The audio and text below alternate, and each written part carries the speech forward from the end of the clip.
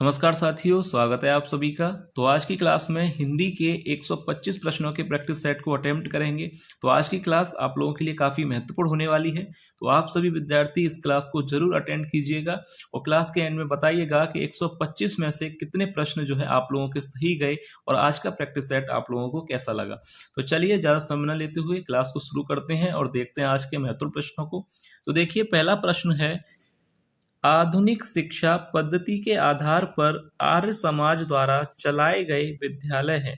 Option दिए गए हैं, ऑप्शन ए सर्वोदय विद्यालय, या ऑप्शन बी एसडी विद्यालय, या ऑप्शन सी राजकीय विद्यालय, या ऑप्शन डी डीएवी स्कूल व कॉलेज। तो देखिए, प्रश्न है कि आर्य समाज द्वारा चलाए गए विद्यालय कौन से हैं। तो याद रखिएगा, ऑप्शन डी यहाँ पर राइट हो जाएगा, डीएवी स्कूल व कॉलेज। तो यहाँ पर डीएवी स्कूल कॉलेज का मतलब है दयानंद एंग्लो वैदिक स्कूल व कॉलेज, जो कि आर्य समाज के द्वारा चलाए जाते हैं।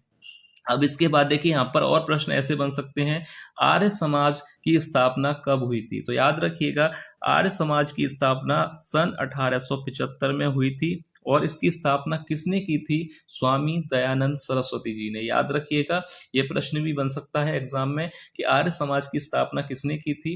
तो याद रखिएगा, आर्य समाज की स्थापना सन 1875 में स्वामी दयानंद सरस्वती जी ने की थी और आर्य समाज के द्वारा चलाए गए विद्यालय हैं डीएवी स्कूल व कॉलेज, यानी दयानंद एंग्लो वैदिक स्कूल व कॉलेज। याद रखिएगा, पहले ऑप्शन डी यहाँ पर राइट आंसर हो जाएगा। देखिए प्रश्न संख्या 2, देखिए प्रश्न संख्या 2 दी गई है यहाँ पर, 8 मास बीते जजमान अब तो करो दक्षिणा दान। यह पंक्ति किस संपादक के द्वारा ग्राहकों से चंदे की अपील के रूप में लिखी गई है? यानी यह पंक्ति जो है भारतेंदु हरिश्चंद्र के द्वारा लिखी गई है, या ऑप्शन बी प्रताप नारायण मिश्र के द्वारा, सी बालकृष्ण भट्ट, या ऑप्शन डी लाला श्रीनिवास दास। तो देखिए यहाँ पर राइट आंसर हो जाएगा ऑप्शन बी। तो याद रखिएगा, प्रताप नारायण मिश्र यहाँ पर राइट आंसर होगा। 8 मास बीते जजमान अब तो करो दक्षिणा दान, यह जो पंक्ति है प्रताप नारायण मिश्र के द्वारा ही लिखी गई थी। तो यहाँ पर राइट आंसर हो जाएगा ऑप्शन बी। अब देखिए यहाँ पर प्रश्न संख्या 3, देखिए प्रश्न संख्या 3 है, देखिए प्रश्न है कि संविधान के किस अनुच्छेद में देवनागरी लिपि में लिखित हिंदी को संघ की राजभाषा घोषित किया गया था? तो देखिए ऑप्शन ए 347, या ऑप्शन बी 348, सी 343, या ऑप्शन डी 345। तो देखिए संविधान के किस अनुच्छेद में, तो यहाँ पर राइट आंसर हो जाएगा ऑप्शन, यहाँ पर सी राइट हो जाएगा, अनुच्छेद 343 के तहत। यानी देवनागरी लिपि में लिखित हिंदी को संघ की राजभाषा किस अनुच्छेद के तहत घोषित किया गया था? 343 के, याद रखिएगा। अब देखिए यहाँ पर प्रश्न है, हिंदी भाषा का कौन सा पत्र इंग्लैंड से प्रकाशित होता था? देखिए ये भी प्रश्न काफी महत्वपूर्ण है। हिंदी भाषा का कौन सा पत्र इंग्लैंड से प्रकाशित होता था? भारत मित्र, हिंदुस्तान, या ऑप्शन सी मित्र विलास, या डी देश हितैषी। तो देखिए यहाँ पर राइट आंसर हो जाएगा ऑप्शन बी, हिंदुस्तान जो है हिंदी भाषा का पत्र है जो इंग्लैंड से प्रकाशित होता था। याद रखिएगा। अभी देखिए प्रश्न संख्या 5, देखिए प्रश्न है, इंग्लैंड से प्रकाशित होने वाले पत्र हिंदुस्तान के संपादक कौन थे?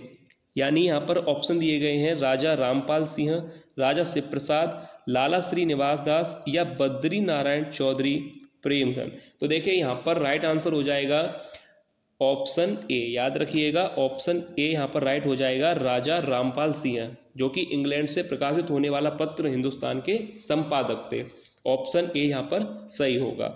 अब देखिए क्वेश्चन यहाँ पर दिया गया है, अगला प्रश्न है, मधुशाला के लेखक हैं, यानी सूर्यकांत त्रिपाठी निराला, मलिक मोहम्मद जायसी, सूरदास, या ऑप्शन डी हरिवंश राय बच्चन। तो देखिए मधुशाला के जो लेखक हैं, ऑप्शन डी यहाँ पर राइट हो जाएगा, हरिवंश राय बच्चन, जो कि मधुशाला के लेखक हैं। अब देखिए प्रश्न संख्या 7, हिंदुस्तान के प्रकाशन का स्वरूप क्या था? यानी ऑप्शन ए मासिक, बी साप्ताहिक, सी दैनिक, या डी पाक्षिक। तो देखिए हिंदुस्तान के प्रकाशन का जो स्वरूप था, यानी ऑप्शन सी राइट हो जाएगा, दैनिक। याद रखिएगा, हिंदुस्तान पत्रिका के प्रकाशन का स्वरूप था दैनिक पत्रिका। यहाँ पर ऑप्शन सी राइट होगा। अब देखिए प्रश्न संख्या 8 देखते हैं, भारत मित्र पत्र के संपादक कौन थे? पंडित छोटूलाल मिश्र या पंडित दुर्गा प्रसाद या सी सदल मिश्र या ऑप्शन डी प्रताप नारायण मिश्र। तो देखिए भारत मित्र पत्र के संपादक थे, ऑप्शन ए यहाँ पर राइट हो जाएगा पंडित छोटूलाल मिश्र। याद रखिएगा ऑप्शन ए यहाँ पर राइट होगा। अब इसके बाद देखिए प्रश्न संख्या 9। देखिए प्रश्न संख्या 9 है, निम्नलिखित में से कौन सा उपन्यास प्रेमचंद का नहीं है? गबन, कर्मभूमि, रंगभूमि या आग का दरिया। तो यहाँ पर देखिए कौन सा उपन्यास है जो प्रेमचंद का नहीं है। गबन, रंगभूमि और कर्मभूमि ये तीनों ही प्रेमचंद के उपन्यास हैं। तो यहाँ पर राइट आंसर हो जाएगा ऑप्शन डी आग का दरिया। अब देखिए प्रश्न संख्या 10 यहाँ पर दी गई है, भारतेंदु द्वारा लिखे लेख प्राय किस पत्र में प्रकाशित होते थे? भारत बंधु में या आर्य दर्पण में, हिंदुस्तान में या भारत मित्र में। तो भारतेंदु द्वारा लिखे गए लेख जो है कभी कभार प्रकाशित किए जाते थे भारत मित्र में, यानी ऑप्शन डी यहाँ पर राइट होगा। अब इसके बाद देखिए प्रश्न संख्या 11 यहाँ पर दी गई है। देखिए प्रश्न संख्या 11 है, भारतेंदु हरिश्चंद्र द्वारा संपादित कौन सी पत्रिका कविता प्रदान पत्रिका थी? यानी प्रदीप, ब्राह्मण, कवि वचन सुधा या हरिश्चंद्र चंद्रिका। तो यहाँ पर देखिए राइट आंसर हो जाएगा ऑप्शन सी कवि वचन सुधा। यहाँ पर राइट आंसर हो जाएगा कवि वचन सुधा पत्रिका जो है कविता प्रदान पत्रिका थी। अब इसके बाद देखिए प्रश्न संख्या 12 देखते हैं। देखिए प्रश्न संख्या 12 है, निम्नलिखित में से कौन रीतिबद्ध नहीं है? यहाँ पर पूछा गया है कि निम्नलिखित में से कौन रीतिबद्ध कवि नहीं है। Option A Matiram, B Keshavdas, C Ghananand या डी चिंतामणि। तो देखिए कौन है जो रीतिबद्ध कवि नहीं है। अगर आप बात करें मतीराम, केशवदास और चिंतामणि, अगर आप इन तीनों की बात करें तो यहाँ पर देखिए ये तीनों जो है रीतिबद्ध कवि हैं। ये जो कवि दे रखे हैं यहाँ पर मतीराम, केशवदास और चिंतामणि, ये तीनों ही कवि जो है रीतिबद्ध काव्य धारा के कवि हैं। और यहाँ पर जो ऑप्शन सी है घनानंद, ये रीतिबद्ध काव्य धारा के कवि नहीं है। यहाँ पर राइट आंसर हो जाएगा ऑप्शन सी, यानी घनानंद जो है वो रीतिबद्ध काव्य धारा के कवि नहीं है। अब इसके बाद देखिए प्रश्न संख्या 13, हिंदी गद्य के प्रवर्तक के रूप में कौन प्रसिद्ध है? आचार्य महावीर प्रसाद द्विवेदी या ऑप्शन बी आचार्य रामचंद्र शुक्ल, सी भारतेंदु हरिश्चंद्र या ऑप्शन डी बालकृष्ण भट्ट। तो देखिए हिंदी गद्य के प्रवर्तक के रूप में कौन प्रसिद्ध हैं? तो यहाँ पर राइट आंसर हो जाएगा ऑप्शन सी, यानी भारतेंदु हरिश्चंद्र। यहाँ पर याद रखिएगा हिंदी गद्य के प्रवर्तक के रूप में कौन प्रसिद्ध हैं? तो यहाँ पर राइट आंसर हो जाएगा भारतेंदु हरिश्चंद्र, ऑप्शन सी यहाँ पर राइट होगा। अब देखिए प्रश्न संख्या 14। प्रश्न संख्या 14 देखिए, निज भाषा उन्नति अहे सब उन्नति को मूल, यह पंक्ति किस कवि के द्वारा लिखी गई है? ऑप्शन ए मैथिली शरण गुप्त के द्वारा या सिया राम शरण गुप्त के द्वारा, भारतेंदु हरिश्चंद्र या राम नरेश त्रिपाठी के द्वारा। तो देखिए निज भाषा उन्नति अहे सब उन्नति को मूल, यह पंक्ति किस कवि के द्वारा लिखी गई है? ऑप्शन सी राइट हो जाएगा भारतेंदु हरिश्चंद्र। याद रखिएगा। अब देखिए प्रश्न संख्या 15, आचार्य रामचंद्र शुक्ल ने प्रेमाख्यान काव्य परंपरा का प्रथम कवि किसे माना है? आचार्य रामचंद्र शुक्ल ने प्रेमाख्यान काव्य परंपरा का प्रथम कवि किसे माना है? ऑप्शन ए मंझन या जायसी, मुल्ला दाऊद या ऑप्शन डी कुतुबन। तो देखिए प्रश्न संख्या 15 का राइट आंसर हो जाएगा डी। याद रखिएगा आचार्य रामचंद्र शुक्ल ने प्रेमाख्यान काव्य परंपरा का प्रथम कवि किसे माना है? कुतुबन को। याद रखिएगा। और इनकी जो रचना है यानी मृगावती को भी काव्य परंपरा की पहली रचना माना है। तो यहाँ पर प्रश्न संख्या 15 का राइट आंसर हो जाएगा डी। अब देखिए प्रश्न संख्या 16, अभिनव गुप्त ने सर्वांगीण व्याख्या की है। ऑप्शन ए रीति की, अलंकार की, रस की या ध्वनि की। तो देखिए अभिनव गुप्त ने सर्वांगीण व्याख्या की है। यहाँ पर राइट आंसर हो जाएगा ऑप्शन सी रस की। याद रखिएगा ऑप्शन सी यहाँ पर राइट होगा। अब देखिए वामन ने किसे काव्य की आत्मा माना है? यानी ऑप्शन ए ध्वनि, वक्रोक्ति, औचित्य या रीति। यानी वामन ने किसे काव्य की आत्मा माना है? तो राइट आंसर हो जाएगा ऑप्शन डी रीति। याद रखिएगा। प्रश्न संख्या 18 देखते हैं। देखिए प्रश्न संख्या 18 है, इनमें से कौन सी रचना अवधि में नहीं है? Option A Padmavat, B Madhumalti, C Kavitavali या डी हंस जवाहर। तो देखिए कौन सी रचना है जो अवधि में नहीं है। तो देखिए काफी सरल प्रश्न भी है और काफी अच्छा प्रश्न है एग्जाम के लिए। ऑप्शन सी यहाँ पर राइट हो जाएगा, क्योंकि आप लोग जानते हैं कि कवितावली जो है तुलसीदास के द्वारा रचित है और ये किस भाषा में लिखी गई थी, ब्रज भाषा में। तो और यहाँ पर पूछा गया अवधि में, तो यहाँ पर राइट आंसर हो जाएगा कवितावली, जो कि अवधि भाषा में नहीं है। तो ऑप्शन सी राइट होगा। अब देखिए प्रश्न संख्या 19, लाठी की चौथी नई रीति मानने वाले विद्वान हैं। ऑप्शन ए रुद्रट, बी बामन, सी दंडी या ऑप्शन डी भरत। तो देखिए लाठी की चौथी नई रीति मानने वाले विद्वान हैं।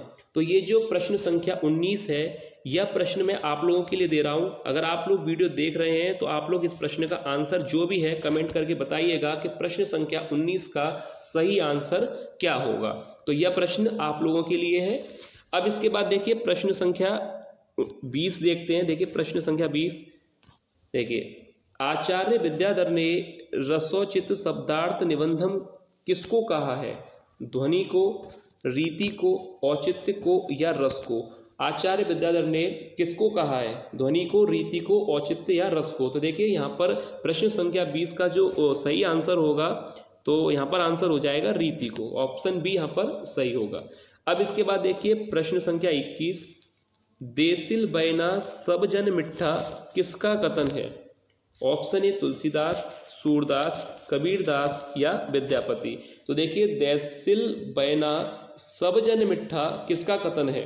तो देखिए ये जो कथन दिया था, यानी देश की भाषा सब लोगों के लिए मीठी है, इसका अर्थ ये है कि देसिल बैना सब जन मिट्ठा किसका कथन है? तो यहाँ पर राइट आंसर हो जाएगा ऑप्शन डी, यानी विद्यापति। याद रखिएगा ये जो कथन है यानी किसका है? विद्यापति का। अब इसके बाद देखिए प्रश्न संख्या 22। प्रश्न संख्या 22 देखिए, कुंतक ने नीति को किसकी विधि माना है? कर्म, कल्पना, कौशल या प्रभुत्व? तो देखिए यहाँ पर प्रश्न संख्या 22, कुंतक ने नीति को किसकी विधि माना है? तो राइट हो जाएगा ऑप्शन ए। अब इसके बाद देखिए प्रश्न संख्या 23, बामह ने अनिवार्य काव्य हेतु किसे माना है? शक्ति को, प्रतिभा को, अभ्यास को या किसी को नहीं? तो प्रश्न संख्या 23 का जो राइट आंसर होगा ऑप्शन बी, प्रतिभा को। अब इसके बाद देखिए प्रश्न संख्या 24 देखते हैं। देखिए प्रश्न संख्या 24, प्रश्न संख्या 24 है, कर्मवीर के संपादक थे। ऑप्शन ए शिव प्रसाद गुप्त, बी माखनलाल चतुर्वेदी, सी पराड़कर या डी गणेश शंकर विद्यार्थी। तो देखिए कर्मवीर के संपादक कौन थे? तो यहाँ पर इस प्रश्न का जो राइट आंसर होगा ऑप्शन बी यहाँ पर राइट हो जाएगा, माखनलाल चतुर्वेदी। यानी कर्मवीर के संपादक कौन थे? अगर यह प्रश्न आता है तो याद रखिएगा माखनलाल चतुर्वेदी। अब देखिए प्रश्न संख्या 25, रस को दीप्त रसत्व कांति किसने कहा है? रस को दीप्त रसत्व कांति किसने कहा है? ऑप्शन दिए गए हैं भरत ने, या ऑप्शन बी बामह ने, सी मम्मट ने या ऑप्शन डी बामन ने। तो देखिए रस को दीप्त रसत्व कांति किसने कहा है? तो यहाँ पर राइट आंसर हो जाएगा ऑप्शन डी, याद रखिएगा बामन ने, यानी बामन ने ही रस को दीप्त रसत्व कांति कहा था। तो यहाँ पर राइट हो जाएगा ऑप्शन डी। अब इसके बाद देखिए प्रश्न संख्या 26। प्रश्न संख्या 26 देखते हैं। प्रश्न है, देखिए प्रश्न संख्या 26 है, हेतुर्न तु हेतव किसने कहा है? ऑप्शन ए विश्वनाथ ने, बी जयदेव ने, सी मम्मट ने या डी नगेंद्र ने। तो देखिए यहाँ पर इस प्रश्न का जो राइट आंसर होगा ऑप्शन सी, यानी मम्मट ने कहा है कि हेतुर्न तु हेतव किसने कहा है? मम्मट ने। और दीप्त रसत्व कांति रस को किसने कहा था? याद रखिएगा ऑप्शन डी बामन ने। यहाँ पर दोनों प्रश्न काफी अच्छे प्रश्न हैं, महत्वपूर्ण प्रश्न है एग्जाम के लिए, इसलिए प्रश्न संख्या 25 और 26 का अच्छी तरह से आंसर देख लीजिएगा। 25 का डी है, यानी बामन ने कहा था रस को दीप्त रसत्व कांति, और 26 का है आचार्य मम्मट ने। अब इसके बाद देखिए प्रश्न संख्या 27। देखिए प्रश्न संख्या 27, कविता में मुक्त छंद का प्रयोग किसने आरंभ किया था? निराला ने, पंत ने, केदारनाथ ने या भवानी प्रसाद मिश्र ने? तो देखिए कविता में मुक्त छंद का प्रयोग किसने आरंभ किया था? तो यहाँ पर राइट आंसर हो जाएगा सूर्यकांत त्रिपाठी निराला ने, यानी ऑप्शन ए यहाँ पर सही होगा कि कविता में मुक्त छंद का प्रयोग सबसे पहले किसने आरंभ किया था? सूर्यकांत त्रिपाठी निराला जी ने। अब देखिए प्रश्न संख्या 28, काव्य आत्मा की संकल्पनात्मक अनुभूति है, यह मत किसका है? काव्य आत्मा की संकल्पनात्मक अनुभूति है, यह कथन यानी मत किसका है? रामचंद्र शुक्ल, बी महावीर प्रसाद द्विवेदी, सी जयशंकर प्रसाद या डी महेंद्र कुमार। तो देखिए ये जो कथन दिया है काव्य आत्मा की संकल्पनात्मक अनुभूति है, यह कथन है जयशंकर प्रसाद का, यानी ऑप्शन सी यहाँ पर सही होगा इसका आंसर। अब देखिए प्रश्न संख्या 29, देखिए प्रश्न संख्या 29 है, यहाँ पर एक कथन दिया गया है, आप पढ़ सकते हैं इसे। यहाँ पर कथन है और पूछा गया है कि यह कथन किसका है? ऑप्शन ए रुद्रट का, या ऑप्शन बी डांडी का, सी रुयक का, या ऑप्शन डी पंतजलि का। तो यहाँ पर देखिए ये जो कथन दिया गया है कि शरीरम तावदह इष्टार्थ व्यवच्छिन्ना पदावली, यह कथन किसका है? ऑप्शन दिए गए 4, तो यहाँ पर देखिए राइट आंसर हो जाएगा, यानी यह कथन है ऑप्शन बी सही हो जाएगा, डांडी का। याद रखिएगा ऑप्शन बी यानी विकल्प यहाँ पर जो दूसरा दिया गया है सही होगा। अब इसके बाद प्रश्न संख्या 30, प्रश्न संख्या 30 है कि शास्त्रीय दृष्टि से हिंदी के प्रथम महाकाव्य का नाम है? बीसलदेव रासो, रामचरितमानस, सी पृथ्वीराज रासो या पद्मावत। तो देखिए सरल प्रश्न है, ऑप्शन सी यहाँ पर सही हो जाएगा, पृथ्वीराज रासो। याद रखिएगा पृथ्वीराज रासो, ऑप्शन सी यहाँ पर राइट होगा। अब इसके बाद देखिए प्रश्न संख्या 31, देखिए नकुल महाकाव्य के रचनाकार कौन है? निराला, सिया राम शरण गुप्त, श्रीधर पाठक, राम नरेश त्रिपाठी। नकुल महाकाव्य के रचनाकार कौन है? तो यहाँ पर इस प्रश्न का जो राइट आंसर होगा ऑप्शन बी सही हो जाएगा, सिया राम शरण गुप्त, जो कि नकुल महाकाव्य के रचनाकार हैं। ऑप्शन बी यहाँ पर राइट होगा। अब देखिए यहाँ पर 32वां प्रश्न है कि निम्नलिखित में से सिया राम शरण गुप्त की रचना नहीं है। निम्नलिखित में से सिया राम शरण गुप्त की रचना नहीं है। ए मौर्य विजय, बी विषाद, सी पाथे या डी साकेत। तो देखिए यहाँ पर 3 जो दे रखी हैं ए बी सी, ये तीनों ही रचना सिया राम शरण गुप्त की है। ऑप्शन डी यहाँ पर सही हो जाएगा, साकेत, जो कि सिया राम शरण गुप्त की रचना नहीं है। तो ऑप्शन डी यहाँ पर सही होगा। अब देखिए प्रश्न संख्या 33, प्रश्न संख्या 33 है, देखिए अधिकार खोकर बैठे रहना यह महा दुष्कर्म है, पंक्ति किस रचना से है? 4 ऑप्शन दिए गए हैं, जिसमें मैं आपको पहले विकल्प सही करा दूं। ऑप्शन सी को आप कैंसिल कर लीजिए और यहाँ पर आपको दिखाई दे रहा होगा 34 में जयद्रथ वध, इस ऑप्शन को आप यहाँ पर मान के चलिए कि ऑप्शन सी यहाँ पर दिया गया है जयद्रथ वध। याद रखिए मैं यहाँ पर क्लियर कर लूँ, ध्यान से देखिएगा प्रश्न जो दिया गया है पंक्ति किस रचना से है, ऑप्शन सी को यहाँ पर काट कर यहाँ पर 34 में जयद्रथ वध आपको यहाँ पर दिखाई दे रहा है, यानी इस विकल्प को आप मान के चलिएगा। तो अब इस 4 विकल्प यहाँ पर आपको दिखाई दे रहे हैं, जिसमें ऑप्शन सी है जयद्रथ वध, बापू नहीं है, जयद्रथ वध है यहाँ पर ऑप्शन सी। तो यहाँ पर राइट आंसर हो जाएगा ऑप्शन सी यानी जयद्रथ वध। याद रखिएगा ये जो पंक्ति आप देख रहे हैं कि अधिकार खोकर बैठे रहना यह महा दुष्कर्म है, यह पंक्ति जयद्रथ वध के प्रथम सर्ग में है। यानी आप अगर जयद्रथ वध के प्रथम सर्ग को पढ़ते हैं तो वहां पर यह पंक्ति आपको दिखाई देगी, यानी ऑप्शन सी यहाँ पर राइट हो जाएगा जयद्रथ वध। याद रखिएगा यह जो पंक्ति दी गई है जयद्रथ वध राइट आंसर होगा। यहाँ पर क्लियर हो गया होगा आपको कि ऑप्शन सी जयद्रथ वध यहाँ पर राइट होगा। अब इसके बाद देखिए प्रश्न संख्या 34 के जयद्रथ वध का प्रकाशन वर्ष है 1910, 16, 15 या 17। तो देखिए जयद्रथ वध का जो प्रकाशन वर्ष है ऑप्शन ए राइट हो जाएगा 1910। 1910 में जयद्रथ वध का प्रकाशन हुआ था। अब देखिए प्रश्न संख्या 35 है, देखिए प्रश्न संख्या 35 है कि मैथिली शरण गुप्त की रचनाओं को प्रकाशन वर्ष के आधार पर सही क्रम में लगाएं। देखिए मैथिली शरण गुप्त की रचनाएं यहाँ पर दी गई हैं ए बी सी डी, तो इनको प्रकाशन वर्ष के आधार पर लगाना है कि सबसे पहले किसका प्रकाशन वर्ष, यानी सबसे पहले कौन प्रकाशित हुई थी, उसके बाद सेकंड, तो प्रकाशन वर्ष के आधार पर क्रम में लगाना है। ऑप्शन ए दिया गया है कि भारत भारती, फिर द्वापर और फिर साकेत और फिर यशोधरा, या ऑप्शन बी में कहा गया है कि भारत भारती, फिर साकेत, यशोधरा और द्वापर। सी में द्वापर, साकेत, यशोधरा और भारत भारती। तो देखिए आपको इस प्रश्न को सही करने के लिए इनके प्रकाशन वर्ष को आप लोगों को पता होना चाहिए। तो अगर आप देखिए प्रकाशन वर्ष की बात करें तो यहाँ पर राइट आंसर कौन सा होना चाहिए आपके हिसाब से? यहाँ पर होना चाहिए ऑप्शन बी। क्यों? क्योंकि भारत भारती का अगर आप प्रकाशन वर्ष देखें तो भारत भारती का प्रकाशन वर्ष सबसे पहले हुआ है, यानी 1912 के करीब प्रकाशन हुआ है भारत भारती का।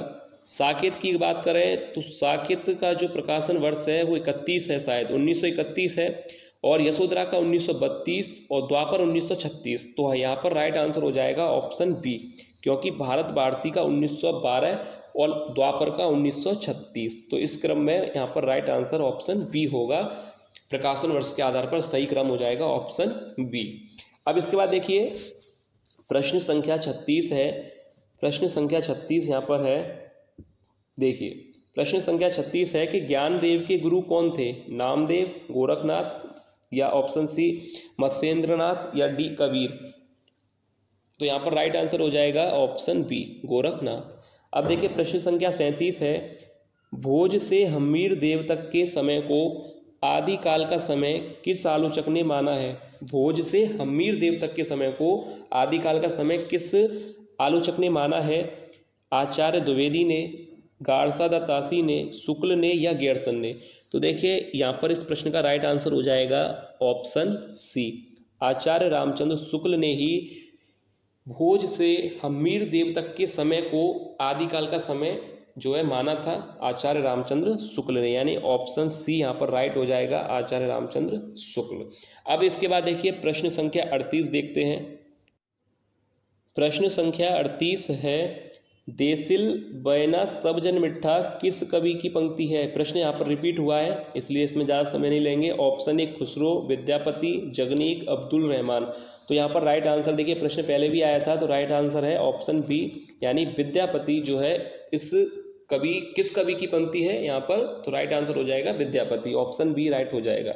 अब देखिए प्रश्न संख्या 39 यहाँ पर दिया गया है, देखते हैं। देखिए प्रश्न संख्या 39 है, एक नार ने अचरज किया, सांप मार पिंजरे में दिया, उपयुक्त पंक्तियां किस कवि की हैं?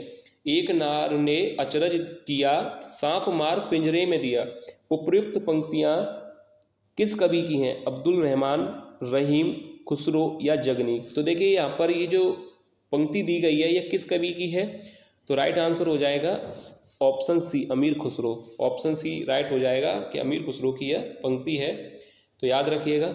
अब देखिए प्रश्न संख्या 40, प्रश्न संख्या 40 है जो कि वीडियो का लास्ट प्रश्न है। अपभ्रंश का पहला उल्लेख किस राजा के शिलालेख में मिलता है? पल्लवी के राजा धीरसेन द्वितीय के, महाराजा बीसलदेव, अशोक, या हर्षवर्धन।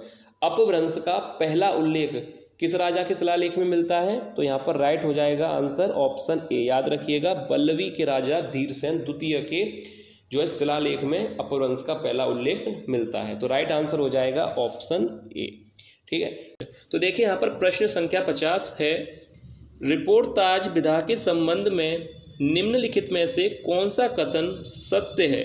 यहाँ पर 4 ऑप्शन दिए गए हैं। पहला है कि यह आंखों से देखा या कानों से सुना वर्णन होता है जो हृदय पर गहरा प्रभाव डालता है, या बी ऑप्शन है कि यह अपने पर बीता हुआ वर्णन होता है, या ऑप्शन सी कि यह पढ़ा हुआ वर्णन होता है जो लेखक के द्वारा अपने शब्दों में प्रस्तुत किया जाता है, और यह ऑप्शन डी है कि यह लेखक की कल्पना द्वारा प्रस्तुत किया हुआ वर्णन होता है। तो देखिए रिपोर्टाज विधा के संबंध में अगर बात की जाए कि रिपोर्टाज क्या होता है, तो यह आंखों से देखा व कानों से सुना हुआ वर्णन होता है और जो कि हृदय पर गहरा प्रभाव डालता है। तो यहाँ पर ऑप्शन ए राइट हो जाएगा, क्योंकि रिपोर्टाज का मतलब ही ये होता है कि जो चीज आंखों से देखी जाए और कानों से सुनी जाए उसका साक्षात जो है वर्णन करना, जैसा का तैसा वर्णन करना ही जो है रिपोर्टाज होता है। तो यहाँ पर ऑप्शन ए राइट हो जाएगा कि यह आंखों से देखा और कानों से सुना वर्णन होता है जो हृदय पर गहरा प्रभाव डालता है। अब इसके बाद देखिए प्रश्न संख्या 51, देखिए प्रश्न संख्या 51 है, देखिए मेरा वतन कहानी के लेखक हैं। Option A Vishnu Prabhakar, option B Rajendra Awasthi, option C Narendra Kohli या ऑप्शन डी राजेश जोशी। तो देखिए मेरा वतन कहानी के लेखक कौन है, तो यहाँ पर राइट आंसर हो जाएगा ऑप्शन ए विष्णु प्रभाकर। याद रखिएगा मेरा वतन कहानी के लेखक हैं विष्णु प्रभाकर।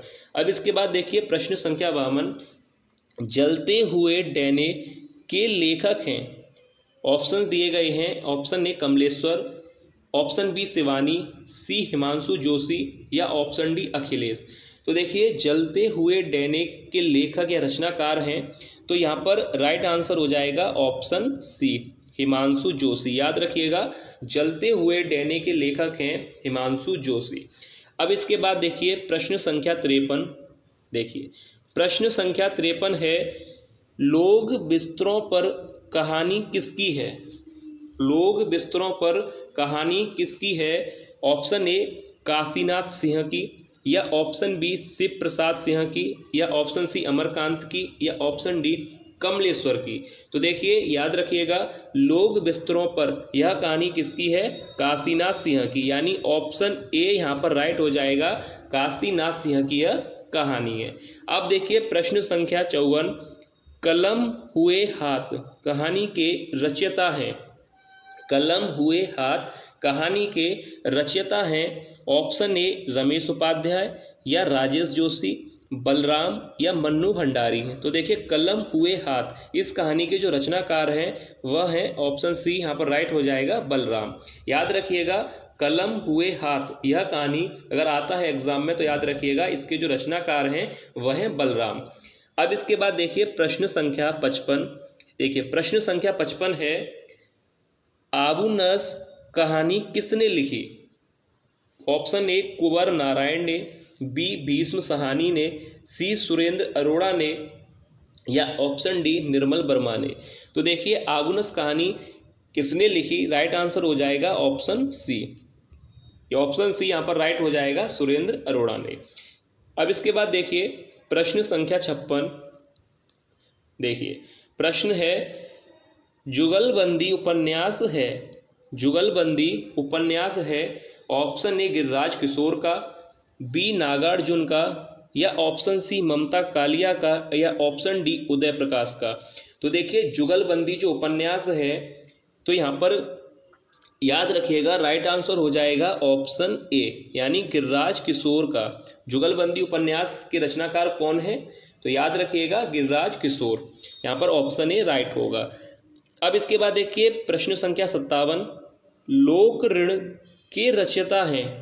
लोक ऋण के रचयिता हैं option A Mridula Garg, option B Mannu Bhandari, C Viveki Rai या ऑप्शन डी रामदरस मिश्र।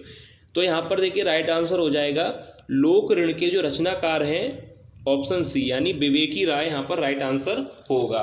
लोक ऋण के रचनाकार अगर आपसे पूछा जाए तो याद रखिएगा विवेकी राय जो है इसके रचनाकार हैं।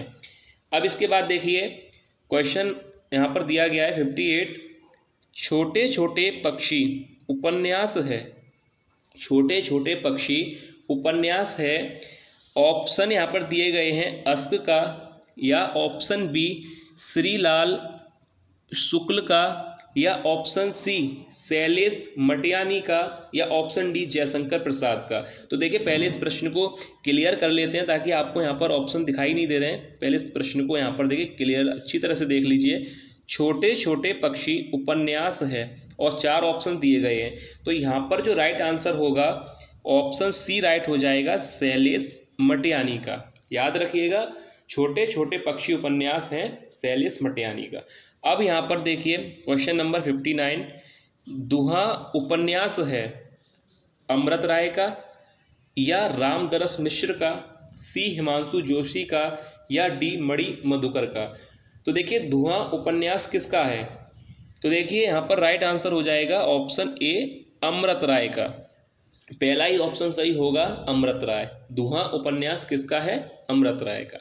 अब देखिए क्वेश्चन नंबर यहाँ पर 60 दिया गया है। देखिए क्वेश्चन नंबर 60 है, उनका फैसला किसका उपन्यास है। उनका फैसला किसका उपन्यास है, ऑप्शन ए शेखर जोशी का या ऑप्शन बी योगेश गुप्त का सी गोविंद मिश्र का, या ऑप्शन डी कमलेश्वर का? तो देखिए उनका फैसला किसका उपन्यास है? यहाँ पर राइट आंसर हो जाएगा ऑप्शन बी राइट हो जाएगा, योगेश गुप्त का। याद रखिएगा, योगेश गुप्त का उपन्यास है उनका फैसला। ठीक है, याद रखिएगा।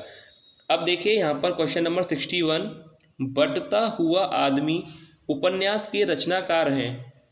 Option A Uday Shankar Bhatt, B Rajendra Yadav, C Nirupama Sobti, या ऑप्शन डी शेखर जोशी। तो बंटता हुआ आदमी यह उपन्यास किसका है, यानी कौन है इसके रचनाकार? तो राइट आंसर हो जाएगा ऑप्शन सी। याद रखिएगा, निरुपमा सोबती, इनका ये उपन्यास बंटता हुआ आदमी उपन्यास के रचनाकार हैं निरुपमा सोबती। याद रखिएगा। अब इसके बाद देखिए यहाँ पर दिया गया है क्वेश्चन नंबर 62, इसको अटेम्प्ट करते हैं, देखते हैं इसका राइट आंसर क्या होगा। देखिए क्वेश्चन नंबर 62 है कि कटरा बी आरजू उपन्यास है। कटरा बी आरजू उपन्यास है ऑप्शन ए रांगे राघव का, या मंजुल भगत का, सी जयशंकर प्रसाद का, या ऑप्शन डी राही मासूम रजा का। तो देखिए कटरा बी आरजू ये जो उपन्यास है इसके जो लेखक हैं वह है ऑप्शन डी, यहाँ पर राइट होगा राही मासूम रजा का। याद रखिएगा, काफी महत्वपूर्ण प्रश्न है प्रैक्टिस सेट में, इसलिए एंड तक देखिएगा। यहाँ पर कोई भी प्रश्न आपको स्किप नहीं करना है, क्योंकि काफी ज्यादा महत्वपूर्ण प्रश्न है जो कि एग्जाम के लिए काफी ज्यादा महत्वपूर्ण भी हैं। तो अब इसके बाद देखिए प्रश्न जो है 63, क्वेश्चन नंबर 63 है। प्रश्न है कि गोवर गणेश उपन्यास किसका है? गोवर गणेश उपन्यास किसका है? ऑप्शन ए शेखर जोशी का, बी अमृत राय का, सी रमेश चंद्र शाह का, या डी नरेंद्र कोहली का।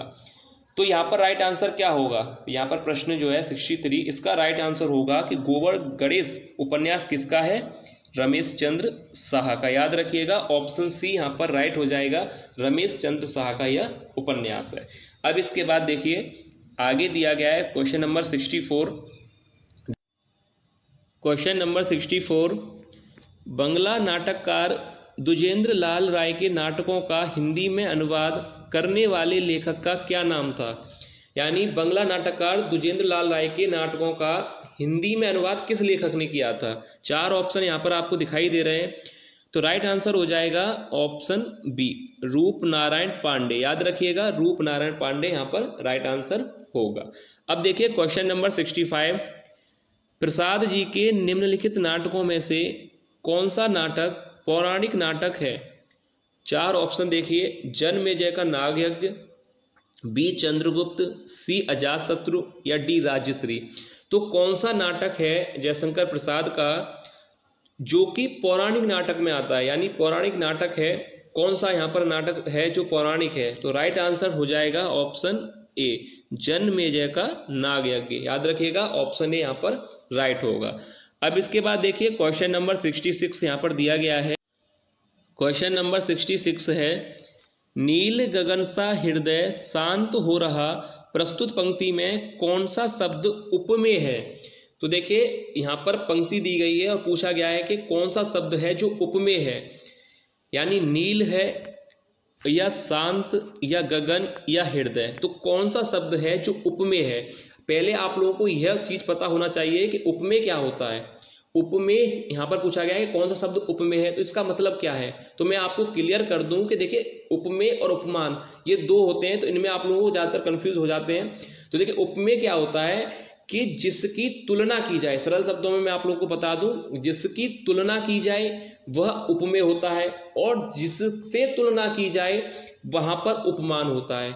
तो इस बात को आप क्लियर कर लीजिएगा, अच्छी तरह से आप लोग क्लियर कर लीजिए। मैं एक बार फिर से आप लोगों को बता दूं कि जिसकी तुलना की जाए वह उपमेय होता है, और जिससे तुलना की जाए वहां पर उपमान होता है। जैसे कि अगर इस प्रश्न को ही देखें कि नील गगन सा हृदय, तो यहां पर देखिए प्रश्न को पढ़िए कि नील गगन सा हृदय, तो नील गगन सा हृदय, तो हृदय की तुलना किससे की गई है? नील गगन से। यहां पर कहा गया है कि नील गगन सा हृदय है, तो यहां पर कहा गया है कि हृदय जो है नील गगन सा है। तो यहाँ पर हृदय शब्द क्या होगा, यानी जिसकी तुलना की जाए, तो यहाँ पर हृदय क्या होगा, उपमेय। तो राइट आंसर हो जाएगा ऑप्शन डी, क्योंकि जिसकी तुलना की जाए तो हृदय की तुलना की गई है, यानी हृदय को किसके समान बताया जा रहा है, नील गगन सा हृदय। तो यहाँ पर हो जाएगा उपमेय। अगर उपमान मैंने आप लोगों को क्या बताया है कि उपमान क्या होता है कि जिससे तुलना की जाए, तो समझ रहे हैं ना, जिसकी तुलना की जाए उपमेय और जिससे तुलना की जाए वहां पर उपमान होता है। यानी अगर आपको सरल शब्दों में और समझना है तो देखिए, उपमेय की तुलना जिससे की जाती है वह उपमान होता है। ठीक है, ये बात क्लियर हो जाएगी आप लोगों को कि जिसकी तुलना, उपमेय की तुलना जिससे की जाती है वह उपमान होता है। तो यहाँ पर उपमेय क्या है, हृदय, और हृदय की यहाँ पर तुलना किससे की जा रही है, नील गगन से। तो यहाँ पर उपमान हो जाएगा नील गगन, पर उपमेय क्या होगा, हृदय। तो याद रखिएगा, उपमेय और उपमान में आपको कंफ्यूज नहीं होना है, काफी सरल है, इसलिए आपको बिल्कुल भी कंफ्यूज नहीं होना है। तो देखिए यहाँ पर राइट आंसर हो जाएगा हृदय। अब देखिए क्वेश्चन नंबर 69 दिया गया है, अर्थालंकार वक्तव्य को प्रगाढ़ भाव से अनुभव करने में सहायक होते हैं। कहा गया है कि अर्थालंकार वक्तव्य को प्रगाढ़ भाव से अनुभव करने में सहायक होते हैं। यह कथन किस लेखक के द्वारा कहा गया है? ऑप्शन ए श्याम सुंदर दास, बी गुलाब राय, सी हजारी प्रसाद द्विवेदी या डी नगेंद्र। तो देखिए किसके द्वारा यह कथन कहा गया है, तो ऑप्शन सी राइट हो जाएगा, हजारी प्रसाद द्विवेदी के द्वारा यह कथन कहा गया था। अब देखिए क्वेश्चन नंबर 68 देखते हैं। देखिए क्वेश्चन नंबर 68 है, यह तरणी हंसनी सी सुंदर, इस पंक्ति में उपमान शब्द को चिन्हित कीजिए। तो देखिए अब आपको, अभी मैंने एक प्रश्न पहले ही समझाया है कि उपमेय और उपमान कितने सरल तरीके से आपको बताया था कि जिसकी तुलना की जाए उपमेय, जिससे तुलना की जाए उपमान। तो यहाँ पर देखिए कितना सरल है, कहा गया है कि यह तरणी हंसनी सी सुंदर, यहाँ पर कहा गया है कि यह तरणी हंसनी सी सुंदर। तो यहाँ पर आप समझ गए होंगे किसकी किससे तुलना की गई है। तो अगर आप उपमान की बात करें तो कहा जाता है कि जिससे तुलना की जाए, तो किससे तुलना हो रही है यहाँ पर आप देखिए, किससे तुलना हो रही है कि यह तरणी हंसनी सी सुंदर। तो जिसकी तुलना की जाए वह उपमेय और जिससे तुलना की जाए वो उपमान। तो किससे तुलना की गई है यहाँ पर, हंसनी। यहाँ पर राइट आंसर हो जाएगा ऑप्शन ए, यानी हंसनी यहाँ पर राइट होगा। यहाँ पर हंसनी जो शब्द है वह उपमान है, क्योंकि तरणी क्या कहा गया कि यह तरणी हंसनी सी सुंदर है। तो समझ गए होंगे आप लोग, क्लियर हो गया होगा। और फिर भी अगर कोई डाउट है तो आप लोग कमेंट करके पूछ लेना, तो आपको हम जो है स्पेशल पीडीएफ आपको दे देंगे, आप उसको पढ़ के अच्छी तरह से आपको फिर भी समझ में आ जाएगा कि उपमेय और उपमान का अंतर क्या है। अब देखिए यहाँ पर क्वेश्चन नंबर 69 है, महादेवी की रचना प्रक्रिया ग्रंथ किसका है? तो देखिए यहाँ पर कहा गया है कि महादेवी की रचना प्रक्रिया ग्रंथ किसका है। ऑप्शन ए रमेश चंद्र साहा का, रमेश कुंतल मेघ का, कृष्णदत्त पालीवाल का या निर्मला जैन का। तो महादेवी की रचना प्रक्रिया यह ग्रंथ किसका है? तो राइट आंसर हो जाएगा सी, कृष्णदत्त पालीवाल का। याद रखिएगा ऑप्शन सी यहाँ पर राइट हो जाएगा, कृष्णदत्त पालीवाल। अब देखिए क्वेश्चन नंबर 70। क्वेश्चन नंबर 70 है कि आधुनिकता और समकालीन रचना संदर्भ रचना किसकी है? तो देखिए यहाँ पर आप देखिए, आधुनिकता और समकालीन रचना संदर्भ, यह रचना किसकी है? ऑप्शन ए राम स्वरूप चतुर्वेदी की या नरेंद्र मोहन की, शंभुनाथ की या नामवर सिंह की। तो यह जो रचना है किसकी है? राइट आंसर हो जाएगा ऑप्शन बी, याद रखिएगा नरेंद्र मोहन की। अब देखिए इसके बाद है क्वेश्चन नंबर 71, उपन्यास का शिल्प किसकी कृति है? ऑप्शन ए गोपाल दास, प्रेमचंद, इंद्रनाथ या त्रिभुवन सिंह की। तो ये आंसर हो जाएगा ऑप्शन ए, याद रखिए। अब इसके बाद देखिए क्वेश्चन नंबर 72 यहाँ पर दिया गया है। प्रश्न है, यहाँ पर देखिए प्रश्न आप देख लीजिए। देखिए प्रश्न है कि जिरह किसकी कृति है? ऑप्शन ए रघुवंश की, बी लक्ष्मीकांत वर्मा की, सी श्रीकांत वर्मा की या डी हरिमोहन की। तो जिरह किसकी कृति है? ऑप्शन सी राइट हो जाएगा, श्रीकांत वर्मा की। याद रखिएगा श्रीकांत वर्मा की यह कृति है। अब इसके बाद देखिए 73 प्रश्न यहाँ पर दिया गया है, क्वेश्चन नंबर 73 कि द्वितीय महायुद्धोत्तर हिंदी साहित्य का इतिहास के लेखक हैं। 4 ऑप्शन भी यहाँ पर दिए गए हैं, रमेश उपाध्याय, सुरेश सिन्हा, गिरीश रस्तोगी और रमेश चंद्र साहा। पर हम इस प्रश्न को अटेम्प्ट नहीं करेंगे क्योंकि हम इस प्रश्न के जो आंसर है उसको लेकर अभी क्लियर नहीं है कि इस प्रश्न का राइट आंसर क्या है। तो इसलिए इस प्रश्न को हम अभी पेंडिंग में लेके चलेंगे, बाद में आपको इसका आंसर बता दिया जाएगा, क्योंकि अभी इस प्रश्न पर जो है डाउट है। तो इसलिए इस प्रश्न को अभी अटेम्प्ट नहीं करेंगे, तो यहाँ पर इस प्रश्न को हम छोड़ देते हैं। अब इस प्रश्न के बाद देखिए क्वेश्चन नंबर 74 को हम अटेम्प्ट करेंगे। देखिए क्वेश्चन नंबर 74 है, कबीर का आलोचक नहीं है। Option A Acharya Hazari Prasad Dwivedi, doctor Dharmveer, Parasnath Tiwari या निराला। तो देखिए कबीर का आलोचक नहीं है, तो राइट आंसर हो जाएगा डी। सरल प्रश्न है इसलिए इसमें ज़्यादा हम टाइम नहीं लेंगे। अब देखिए क्वेश्चन नंबर 75, क्वेश्चन नंबर 75 है, तुलसीदास की कृति नहीं है। ऑप्शन ए विनय पत्रिका, बी गीतावली, सी साहित्य लहरी या डी रामचरितमानस। तो देखिए तुलसीदास की कृति नहीं है, सरल प्रश्न है, ऑप्शन सी राइट हो जाएगा, साहित्य लहरी। क्योंकि साहित्य लहरी किसकी रचना है? सूरदास जी की, याद रखिएगा। साहित्य लहरी के जो रचनाकार हैं वह हैं सूरदास। अब इसके बाद अगला प्रश्न है, देवनागरी लिपि में प्रत्येक ध्वनि के लिए क्या होता है? 2 अर्ध चिन्ह या एक निश्चित चिन्ह होता है या एक पूर्ण लिपि या अपूर्ण चिन्ह। तो देखिए यहाँ पर राइट हो जाएगा ऑप्शन बी, एक निश्चित चिन्ह। अब इसके बाद देखिए अगला प्रश्न देखते हैं। देखिए अगला प्रश्न है, क्वेश्चन नंबर 78 है, नागरी लिपि को दक्षिण में क्या कहा जाता है? यानी ऑप्शन ए नागरी, बी दक्षिण नागरी, सी नंद नागरी या पर्वत नागरी। तो देखिए नागरी लिपि को दक्षिण में क्या कहा जाता है? तो अगर ये प्रश्न एग्जाम में आता है तो याद रखिएगा ऑप्शन सी राइट हो जाएगा, नंदी नागरी। काफी अच्छा प्रश्न है एग्जाम के लिए कि नागरी लिपि को दक्षिण में क्या कहा जाता है, तो राइट आंसर हो जाएगा नंदी नागरी। अब इसके बाद देखिए क्वेश्चन नंबर 79, ब्राह्मी लिपि का भारत में प्रचलन कब हुआ था? ऑप्शन ए ईसा के जन्म के 100 वर्ष बाद तक, या ईसा पूर्व द्वितीय सदी से प्रथम सदी तक, सी ईसा पूर्व 5वीं शताब्दी के 350 वर्ष तक, या डी ईसा के प्रथम से 600 वर्ष बाद। तो यहाँ पर राइट आंसर हो जाएगा ऑप्शन सी। याद रखिएगा कि 5वीं शताब्दी के 350 वर्ष तक, ईसा पूर्व 5वीं शताब्दी के 350 वर्ष तक। ठीक है, यहाँ पर 79 का राइट आंसर हो जाएगा सी।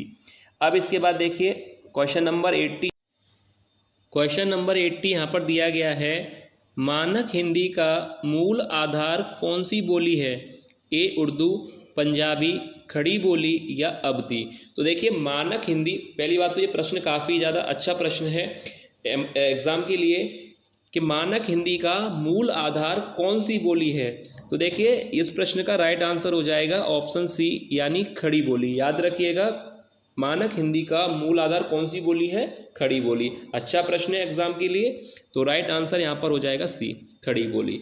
अब इसके बाद देखिए क्वेश्चन नंबर 81 दिया गया है कि असत्य बताओ। Option A Bihari dash Brajbhasha, Vidyapati Maithili, Matiram खड़ी बोली और डी सूरदास ब्रजभाषा। तो देखिए प्रश्न तो आपको समझ में आ गया होगा कि क्या संबंध दे रखा है। तो यहाँ पर अगर देखा जाए ऑप्शन ए को, बिहारी ब्रजभाषा बिल्कुल सही है ऑप्शन यहाँ पर।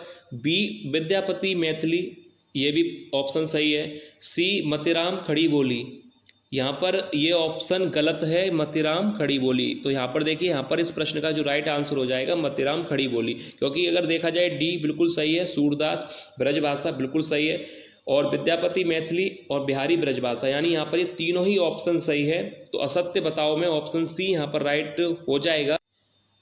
क्वेश्चन नंबर 82 दिया गया है कि बिहारी हिंदी की बोली नहीं है, मगहई, मैथिली, भोजपुरी और गढ़वाली। तो यहाँ पर है कि बिहारी हिंदी की बोली नहीं है। तो मगहई और मैथिली आप जानते हैं कि पूर्वी बिहार की बोली हैं, और भोजपुरी पश्चिमी बिहार की। तो यहाँ पर ये तीनों ही बिहार की बोलियां हैं। पर ऑप्शन डी अगर आप देखें तो गढ़वाली जो कि बिहार की बोली नहीं है, क्योंकि यह किस राज्य में बोली जाती है?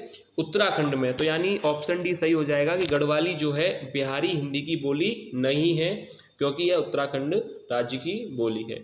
अब देखिए क्वेश्चन नंबर 83, देवनागरी लिपि है, वर्णात्मक है, प्रतीकात्मक है या खरोष्टी है या ध्वन्यात्मक है। तो देखिए देवनागरी लिपि क्या है, वर्णात्मक है, प्रतीकात्मक है या खरोष्टी है या ध्वन्यात्मक है। तो देखिए यह प्रश्न आप लोगों के लिए है, इस वीडियो का ये जो क्वेश्चन नंबर 83 है वो आप लोगों के लिए है कि इस प्रश्न का क्या राइट आंसर होगा कि देवनागरी लिपि क्या है, वर्णात्मक है या प्रतीकात्मक है या खरोष्टी है या ध्वन्यात्मक है। तो जो भी राइट आंसर है वो आप लोग कमेंट करके बताइएगा कि क्वेश्चन नंबर 83 का राइट आंसर क्या होगा, आप लोग बताइएगा। यह प्रश्न आप लोगों के लिए। अब देखिए क्वेश्चन नंबर 84 यहाँ पर दिया गया है, सत्य कथन है। ऑप्शन है कि देवनागरी का विकास ब्राह्मी लिपि की उत्तरी शाखा नागरी से हुआ। ऑप्शन बी कि नागरी वास्तुकला की नागर शैली से जुड़ी है। सी देवनागरी का नाम गुजरात के नागर ब्राह्मणों के कारण पड़ा। या डी देवनागरी तंत्रिका चिन्ह देवनगर से संबंधित है। तो यहाँ पर पहला ही ऑप्शन राइट हो जाएगा। सरल प्रश्न है कि देवनागरी का विकास ब्राह्मी लिपि की उत्तरी शाखा नागरी से हुआ था। तो ये तो सरल प्रश्न है 84 का, आपको भी इसका आंसर पता होगा। अब देखिए यहाँ पर अगला प्रश्न है क्वेश्चन नंबर 85 कि द्रविड़ परिवार की भाषा निम्नलिखित में से कौन नहीं है। ऑप्शन ए एस्टोनी, कन्नड़, बाहुई या तमिल। तो देखिए द्रविड़ परिवार की भाषा निम्नलिखित में से कौन सी नहीं है। तो देखिए अगर आप बात करें कन्नड़ बिल्कुल यहाँ पर द्रविड़ परिवार की भाषा के अंतर्गत है, तमिल, बाहुई और इसके अलावा तेलुगु, मलयालम, ये भी कन्नड़, ये सब जो है द्रविड़ परिवार की भाषा के अंतर्गत आती हैं। तो राइट आंसर हो जाएगा ऑप्शन ए एस्टोनी, यानी एस्टोनी जो है वो द्रविड़ परिवार की भाषा नहीं है। तो यहाँ पर राइट आंसर क्या हो जाएगा, 85 का राइट आंसर क्या होगा, 85 का राइट आंसर हो जाएगा एस्टोनी। याद रखिएगा कि जो कि यह द्रविड़ परिवार की भाषा नहीं है। तो द्रविड़ परिवार की भाषा के अंतर्गत आते हैं कन्नड़ है, तमिल है, बाहुई है, तेलुगु है, मलयालम है, ये सब जो है द्रविड़ परिवार की भाषा के अंतर्गत आते हैं। एस्टोनी यहाँ पर राइट आंसर हो जाएगा। अब इसके बाद अगर देखा जाए क्वेश्चन नंबर 86, तो देखिए नैन नचाए कहीं मुस्काए, देखिए नैन नचाए कहीं मुस्काए लला फिरी आयो खेलन होरी। इस पंक्ति के रचयिता हैं कि नैन नचाए कहीं मुस्काए लला फिर आयो खेलन होरी। इस पंक्ति के रचयिता हैं ऑप्शन ए भूषण या केशव, बोधा या पद्माकर। किसकी ये पंक्ति है, यानी इसके पंक्ति के रचनाकार कौन है। तो इस प्रश्न का राइट आंसर हो जाएगा डी, यानी पद्माकर। याद रखिएगा यह पंक्ति किसकी है, पद्माकर की। अच्छा प्रश्न है एग्जाम के लिए, तो अच्छी तरह से देख लीजिएगा। 86 का राइट आंसर हो जाएगा पद्माकर। क्वेश्चन नंबर 87, बिहारी सतसई में कितने धोए हैं, 770 हैं, 780, 700 या 713। तो देखिए बिहारी सतसई में कितने धोए हैं, तो इसका राइट आंसर हो जाएगा डी, यानी 713। यानी इस प्रश्न का भी राइट आंसर ऑप्शन डी है।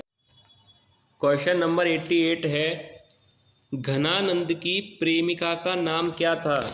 ऑप्शन ए सुभान, बी केली, रसवती या सुजान। तो घनानंद की प्रेमिका का नाम क्या था, तो इस प्रश्न का राइट आंसर हो जाएगा ऑप्शन डी, सुजान। याद रखिए यहाँ पर ऑप्शन डी राइट हो जाएगा। क्वेश्चन नंबर 89 है कि बोधा की प्रेमिका का नाम क्या था, सुजान, सुभान, पद्मावती या नागमती। तो देखिए यहाँ पर इस प्रश्न का राइट आंसर हो जाएगा ऑप्शन बी, सुभान। तो ये सरल प्रश्न है, ये आपको अच्छी तरह से आने चाहिए। ज़्यादा समय इसमें हम इसलिए नहीं ले रहे हैं क्योंकि काफ़ी सरल प्रश्न है। तो 88 का राइट आंसर हो जाएगा डी, और 89 का भी यहाँ पर राइट आंसर है बी, यानी सुभान। बोधा की प्रेमिका का नाम क्या था, सुभान। अब इसके बाद देखिए क्वेश्चन नंबर 90, जो कि वीडियो का लास्ट प्रश्न है। तो यहाँ पर देखिए 89 का तो आंसर आपको बता दिया, ऑप्शन बी, सुभान। अब देखिए 90 प्रश्न यहाँ पर दिया गया है, क्वेश्चन नंबर 90, जन्म ग्वालियर जानिए मथुरा बसी ससुराल पंक्ति किससे संबंधित है। ऑप्शन ए मतीराम, बी बोधा, सी बिहारी या चिंतामणि। तो यह जो है पंक्ति किससे संबंधित है, और कहा गया है कि जन्म ग्वालियर जानिए मथुरा बसी ससुराल पंक्ति किससे संबंधित है।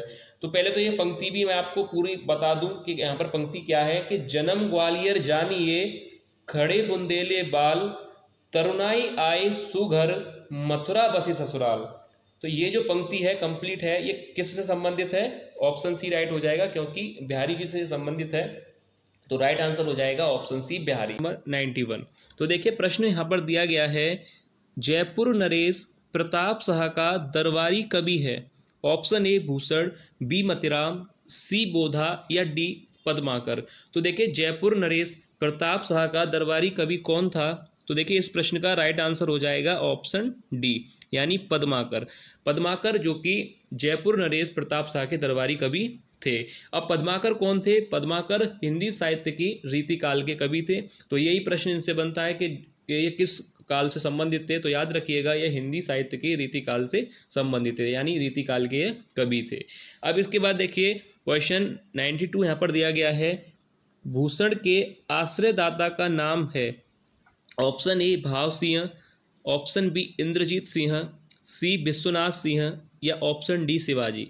तो देखिए भूषण के आश्रयदाता का नाम है, यहाँ पर राइट आंसर हो जाएगा ऑप्शन डी, यानी शिवाजी।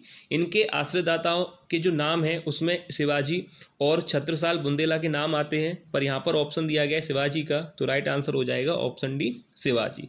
अब यहाँ पर एक पॉइंट और आप याद रखिएगा जो सबसे ज्यादा पूछा जाता है कि शिवा बावनी के रचनाकार कौन है? तो शिवा बावनी के रचनाकार हैं कवि भूषण। यहाँ पर एक प्रश्न को भी नोट कर लीजिएगा कि शिवा बावनी के रचनाकार कवि भूषण है। यह प्रश्न ज्यादातर परीक्षा में पूछा जाता है, जो कि 52 छंदों का काव्य है शिवा बावनी। तो इसके जो रचनाकार हैं वह हैं कवि भूषण, याद रखिएगा। इसलिए मैंने एक अलग से प्रश्न भी बता दिया, क्योंकि ये प्रश्न हिंदी की परीक्षा में पूछा जाता है। अब इसके बाद देखिए क्वेश्चन नंबर 93, बोधा के आश्रयदाता थे। ऑप्शन ए खेत सिंह, बी शिवाजी, सी औरंगजेब या डी छत्रसाल। तो देखिए बोधा के आश्रयदाता कौन थे? तो यहाँ पर राइट आंसर हो जाएगा ऑप्शन ए खेत सिंह। खेत सिंह यहाँ पर ऑप्शन ए राइट हो जाएगा, खेत सिंह जो कि बोधा के आश्रयदाता थे। अब बोधा कौन थे? यह भी हिंदी साहित्य के रीतिकालीन कवि थे। तो याद रखिएगा बोधा भी हिंदी साहित्य के किस काल के कवि थे? हिंदी साहित्य के रीतिकालीन कवि थे। और इनका जन्म कहाँ हुआ था? उत्तर प्रदेश के बांदा जिले के राजापुर गांव में। यहाँ पर भी ये भी नोट कर लीजिएगा कि बोधा जो थे वो जो है हिंदी साहित्य के रीतिकालीन कवि थे, और उनका जो जन्म है वो उत्तर प्रदेश राज्य के बांदा जिले के राजापुर गांव में हुआ था। और इनका एक प्रश्न ये भी बन सकता है कि इनका पूरा नाम क्या है? तो याद रखिएगा बुद्धिसेन, यानी बोधा का जो पूरा नाम है वो बुद्धिसेन है। तो आप इसको नोट कर लीजिएगा। अब देखिए क्वेश्चन नंबर 94 यहाँ पर दिया गया है। देखिए 94, सुजान के प्रेम के कारण दरबार से निकाले जाने पर घनानंद कहाँ गए थे? अब घनानंद के अगर आपने पढ़ा होगा घनानंद के बारे में, तो इनकी जो कहानी है वो काफ़ी रुचिकर है। इनकी अगर आपने पढ़ी होगी, इनकी प्रेमिका का नाम सुजान था। तो इन्हीं के कारण इनको दरबार से निकाला गया था। दरबार से निकाले जाने पर ये कहाँ गए थे? वृंदावन, ऑप्शन बी कलकत्ता, सी कन्याकुमारी या डी कैलाश। तो देखिए इनको जब दरबार से निकाला गया था तो ये गए थे वृंदावन, यानी ऑप्शन ए राइट हो जाएगा वृंदावन। और किस शहंशाह ने, किस राजा ने इनको दरबार से निकाला था? तो मोहम्मद, जो मुगल सम्राट थे मोहम्मद रंगीले, मोहम्मद शाह रंगीले ने ही इनको दरबार से निकाला था घनानंद को, और उसके बाद ये जो है वृंदावन गए थे। अब देखिए क्वेश्चन नंबर 95, घनानंद किसके दरबारी कवि थे? अभी यही प्रश्न मैंने आपको बताया था। अब देखिए यहाँ पर दे दिया गया है ये प्रश्न कि घनानंद किसके दरबारी कवि थे? ऑप्शन ए औरंगजेब के, या ऑप्शन बी नादिर शाह के, सी मोहम्मद शाह रंगीले के या बहादुर शाह जफर के। तो देखिए घनानंद किसके दरबारी कवि थे? मैंने भी आपको बताया था, ऑप्शन सी यहाँ पर राइट हो जाएगा मोहम्मद शाह रंगीले के। इन्हीं मुगल सम्राट ने इन्हें दरबार से निकाला था, उसके बाद ये वृंदावन गए थे। इसलिए यहाँ पर राइट आंसर यहाँ पर ऑप्शन सी हो जाएगा कि यह किसके दरबारी कवि थे? मोहम्मद शाह रंगीले के। ये एक मुगल सम्राट थे और इनका जो नाम है वह है नसरुद्दीन मोहम्मद शाह। और ये जो नाम पड़ा था वो दिल्ली की जनता ने इनको दिया था, मोहम्मद शाह रंगीला जो नाम है वो दिल्ली की जनता के द्वारा दिया गया था। पर इनका जो असली नाम है वह है नसरुद्दीन मोहम्मद शाह। ये 1719 के करीब जो है गद्दी पर बैठे थे। तो यहाँ पर राइट आंसर हो जाएगा ऑप्शन सी मोहम्मद जो है रंगील, मोहम्मद शाह रंगीले। अब अगर घनानंद के बारे में बात की जाए तो ये भी हिंदी साहित्य के रीतिकाल के ही कवि हैं, ये भी याद रखिएगा। घनानंद ये भी हिंदी साहित्य के रीतिकाल के कवि हैं और इनको आनंद घन के नाम से भी, मतलब इनका नाम प्रसिद्ध है, आनंद घन भी इन्हें कहा जाता है। तो ये सारी बातें आप नोट कर लीजिएगा कि घनानंद ये भी हिंदी साहित्य के रीतिकालीन कवि हैं, इनको आनंद घन के नाम से भी जाना जाता है। और ये मोहम्मद शाह, मतलब मुगल सम्राट मोहम्मद शाह रंगीले के दरबारी कवि थे और इसी राजा के द्वारा इनको दरबार से निकाला गया था। उसके बाद ये वृंदावन गए थे और इनकी प्रेमिका का नाम है सुजान। ये जितने भी पॉइंट मैंने बताए हैं सारे आप नोट कर लीजिएगा, क्योंकि इनमें से भी कोई प्रश्न बना तो आपसे गलत नहीं होगा। अब इसके बाद देखिए अगला प्रश्न है क्वेश्चन नंबर 96। देखिए, नागरी प्रचारणी सभा का स्थापना वर्ष है। ऑप्शन ए 1893, बी 1857, सी 1902 या ऑप्शन डी 1917। तो देखिए, नागरी प्रचारणी सभा की जो स्थापना हुई थी, ऑप्शन ए राइट हो जाएगा 1893 में। और इसके जो संस्थापक थे, यानी इसकी स्थापना किसने की थी, तो अगर ये भी प्रश्न आता है तो याद रखिएगा श्याम सुंदर दास के द्वारा जो है नागरी प्रचारणी सभा की स्थापना हुई थी। अब इसके बाद क्वेश्चन 97, हरिदास संप्रदाय का दूसरा नाम है सखी संप्रदाय, रसिक संप्रदाय, राधा बल्लभ संप्रदाय या विट्ठल संप्रदाय। तो देखिए, हरिदास संप्रदाय का जो दूसरा नाम है यानी इसको कहा जाता है सखी संप्रदाय, यानी ऑप्शन ए यहाँ पर राइट हो जाएगा कि हरिदास संप्रदाय को सखी संप्रदाय भी कहा जाता है। और हरिदास संप्रदाय की जो स्थापना की थी स्वामी हरिदास ने की थी, इसलिए इसको हरिदास संप्रदाय कहा जाता है और सखी संप्रदाय भी इसका दूसरा नाम है। तो यहाँ पर 97 का राइट आंसर हो जाएगा ऑप्शन ए। अब इसके बाद देखिए अगला प्रश्न है 98। देखिए, अष्टछाप के संस्थापक थे। Option A Surdas, B Nanddas, C Vitthalnath या डी छीत स्वामी। अष्टछाप के संस्थापक पूछा गया है यहाँ पर, ना कि कवि कि अष्टछाप के कवि कौन थे, यहाँ पर पूछा गया अष्टछाप के संस्थापक कौन थे। तो इस प्रश्न का राइट आंसर हो जाएगा ऑप्शन सी गोस्वामी विट्ठलनाथ, जो कि अष्टछाप के संस्थापक थे। अब इस अष्टछाप का मतलब आप जानते हैं 8 कवि से मिलकर यहाँ पर नाम दिया गया है, पर अष्टछाप के अंतर्गत जो 8 कवि आते हैं उनके नाम भी आप लोगों को पता होना चाहिए, क्योंकि उनसे भी प्रश्न बनता है। तो एक बार मैं आप लोगों को बता दूं कि अष्टछाप के कवि कौन कौन से हैं। तो देखिए, अष्टछाप के कवि आप चाहें तो नोट कर सकते हैं। अष्टछाप के जो कवि हैं उसमें आते हैं सूरदास, परमानंद, कुंभनदास, कृष्णदास। ये जो 4 मैंने आपको बताए हैं, ये इनके जो पिता थे गोस्वामी विट्ठलनाथ के जो पिता थे बल्लभ, उनके शिष्य हैं, यानी ये बल्लभ के शिष्य हैं। सूरदास, परमानंद दास, कुंभनदास और कृष्णदास, ये 4 हो गए जो कि बल्लभ के शिष्य हैं और बल्लभ गोस्वामी विट्ठलनाथ के पिता थे। अब गोस्वामी विट्ठलनाथ ने अपने 4 शिष्यों को लिया था, जिसमें नंददास, चतुर्भुज दास, गोविंद दास और छीत स्वामी। ये 4 जो है ये गोस्वामी विट्ठलनाथ के शिष्य थे और सूरदास, परमानंद दास, कुंभन दास और कृष्णदास ये 4 जो है बल्लभ के शिष्य थे। यानी इन 4 और इनके 4 शिष्यों को मिलाकर ही ये 8 कवि बने और इनको नाम दिया गया अष्टछाप। तो यहाँ पर याद रखिएगा अष्टछाप के अंतर्गत ये 8 कवि आते हैं, जिसमें 4 गोस्वामी विट्ठलनाथ के शिष्य हैं और 4 जो है बल्लभ के शिष्य हैं, और बल्लभ गोस्वामी विट्ठलनाथ के पिता का नाम है। तो आपको समझ में आ गया होगा। अब इसके बाद देखिए क्वेश्चन नंबर 99 यहाँ पर दिया गया है, मीरा पदावली में प्रधान भाव है, मीरा पदावली में प्रधान भाव है दास्य भाव, ऑप्शन बी करुण भाव, सी माधुर्य भाव या डी सख्य भाव। तो देखिए यहाँ पर राइट आंसर हो जाएगा, सरल प्रश्न है सी, यानी माधुर्य भाव यहाँ पर राइट आंसर होगा। अब इसके बाद क्वेश्चन 100 यहाँ पर दिया गया है, रीति मुक्त कवि हैं, रीति मुक्त कवि हैं। ऑप्शन ए भिखारी दास, बी मतिराम, सी द्विजदेव या डी ग्वाल। तो देखिए सरल प्रश्न है, रीति काल की जो 3 काव्य धारा हैं, जिसमें रीतिबद्ध, रीति सिद्ध और रीति मुक्त काव्य धारा, तो यहाँ पर इन तीनों काव्य धाराओं के जो कवि हैं उनके नाम भी आपको पता होना चाहिए कि रीति सिद्ध के अंतर्गत, रीतिबद्ध और रीति मुक्त के अंतर्गत जो कवि आते हैं उनके नाम आप लोगों को पता होने चाहिए। तो अब देखिए रीति मुक्त के कवि हैं, तो राइट आंसर हो जाएगा ऑप्शन सी द्विजदेव। तो यहाँ पर रीति मुक्त कवि हैं द्विजदेव, याद रखिएगा। और भी कवि हैं जो कि रीति मुक्त के हैं, जैसे आलम, बोधा, ये याद रखिएगा, ये भी रीति मुक्त के ही कवि हैं। तो यहाँ पर ये 100 में प्रश्न का राइट आंसर हो जाएगा द्विजदेव।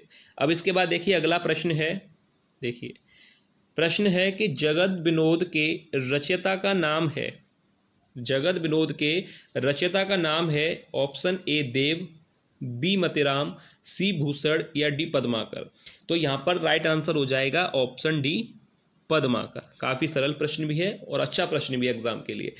अब इसके बाद अगला प्रश्न है कि अभिनव गुप्त का रस निष्पत्ति विषयक मत कहलाता है। ऑप्शन ए अनुमितिवाद, बी भुक्तिवाद, सी उत्पत्तिवाद या डी अभिव्यक्तिवाद। तो ये भी प्रश्न मैंने पहले भी कराया था, इसका राइट आंसर हो जाएगा डी अभिव्यक्तिवाद। याद रखिएगा ऑप्शन यहाँ पर डी राइट हो जाएगा। अब इसके बाद देखिए अगला प्रश्न दिया गया है, अगला प्रश्न है देखिए भिन्नार्थक अथवा निरर्थक शब्द की आवृत्ति होने पर अलंकार होता है, यमक, श्लेष, रूपक या उत्प्रेक्षा। यहाँ पर आपको परिभाषा पता होगी तो आपको ये प्रश्न सरल है आप लोगों के लिए कि भिन्नार्थक अथवा निरर्थक शब्द की आवृत्ति होने पर अलंकार होता है। तो यहाँ पर राइट आंसर हो जाएगा ऑप्शन ए यानी यमक अलंकार। याद रखिएगा यमक अलंकार यहाँ पर राइट आंसर होगा। अब इसके बाद अगला प्रश्न दिया गया है करुण रस का स्थायी भाव है। ऑप्शन ए करुणा, बी शोक, सी दया या ऑप्शन डी सहानुभूति। तो देखिए करुण रस का जो स्थायी भाव है ऑप्शन बी राइट हो जाएगा शोक। याद रखिएगा करुण रस का स्थायी भाव है शोक। अब इसके बाद अगला प्रश्न देखते हैं। देखिए अगला प्रश्न यहाँ पर दिया गया है, देखिए अगला प्रश्न है भरतई होय कि राजमद विधि हरिहर पद पाई, कभों की कांजी सीकरन क्षीर सिंधु बिनसाई। उपयुक्त पद्यांश में अलंकार है। यहाँ पर देखिए प्रश्न दिया गया है, पूछा गया है कि इसमें कौन सा अलंकार है। देखिए यहाँ पर 4 ऑप्शन दिए गए हैं और कौन सा अलंकार है। तो ये जो प्रश्न है 105, ये जो प्रश्न दिया गया है ये आप लोगों के लिए मैं दे रहा हूं। इस प्रश्न का जो भी राइट आंसर है आप लोग बताइएगा कि ऑप्शन ए राइट होगा या बी या सी या डी, इसमें से कौन सा अलंकार है इस पद्यांश में। तो ये प्रश्न आप लोगों के लिए है कि इन चारों में से जो भी राइट आंसर है आप लोग कमेंट करके बताइएगा। यह प्रश्न मैंने आप लोगों के लिए दिया है, तो आप लोग इसका कमेंट करके आंसर बताइएगा कि इस प्रश्न का राइट आंसर क्या। देखिए अगला प्रश्न देखते हैं, क्वेश्चन नंबर 106। यहाँ पर दिया गया है कि इन संस्थाओं को उनके स्थानों के साथ सुमेलित कीजिए। यहाँ पर दिया गया है नागरिक प्रचारणी सभा, इसकी अब देखिए स्थापना आपको पता होना चाहिए कहाँ पर हुई थी। नागरिक प्रचारणी सभा की जो स्थापना थी काशी में हुई थी, यानी 3 यहाँ पर हो जाएगा ए का। साहित्य अकादमी की जो स्थापना हुई थी वह दिल्ली में हुई थी, तो यानी बी का दिल्ली यहाँ पर मिलान होना चाहिए। और एशियाटिक सोसाइटी की जो स्थापना हुई थी वह हुई थी कोलकाता में, यानी यहाँ पर दिया गया है 4, यहाँ पर ये से मिलान होना चाहिए। और राष्ट्रभाषा प्रचार समिति की जो स्थापना हुई थी महाराष्ट्र के वर्धा में, यानी यहाँ पर 5। तो अब आप देख रहे होंगे कि नागरिक प्रचारणी का 3 के साथ है, यानी ए का यहाँ पर 3 और बी का पहला होना चाहिए। ए का 3, बी का पहला और सी का 4 और डी का 5। अब देखते हैं इसका राइट आंसर कौन सा होना चाहिए। अब देखिए यहाँ पर दिए गए हैं, यानी ए का 3 और बी का पहला, सी का 4 और डी का 5, यानी ऑप्शन डी यहाँ पर राइट हो जाएगा। देखिए ये वाला यहाँ पर राइट होगा कि ए का 3 है और बी का पहला, सी का 4 और डी का 5, यानी ऑप्शन डी यहाँ पर बिल्कुल करेक्ट आंसर होगा।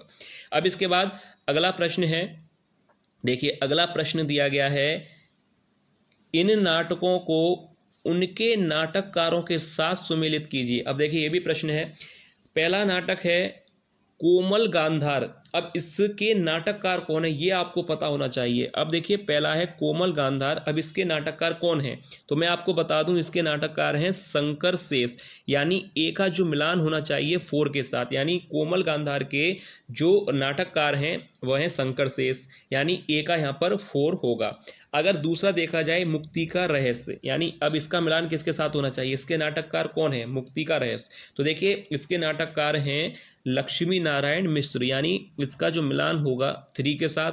और कर्फ्यू के जो नाटककार हैं वह हैं लक्ष्मी नारायण लाल, यानी 5 के साथ। और जो माघवी है इसके जो नाटककार हैं वह हैं भीष्म सहानी, यानी ए के साथ इसका जो है मिलान होगा। तो अब ये पैटर्न आपको समझ में आ गया।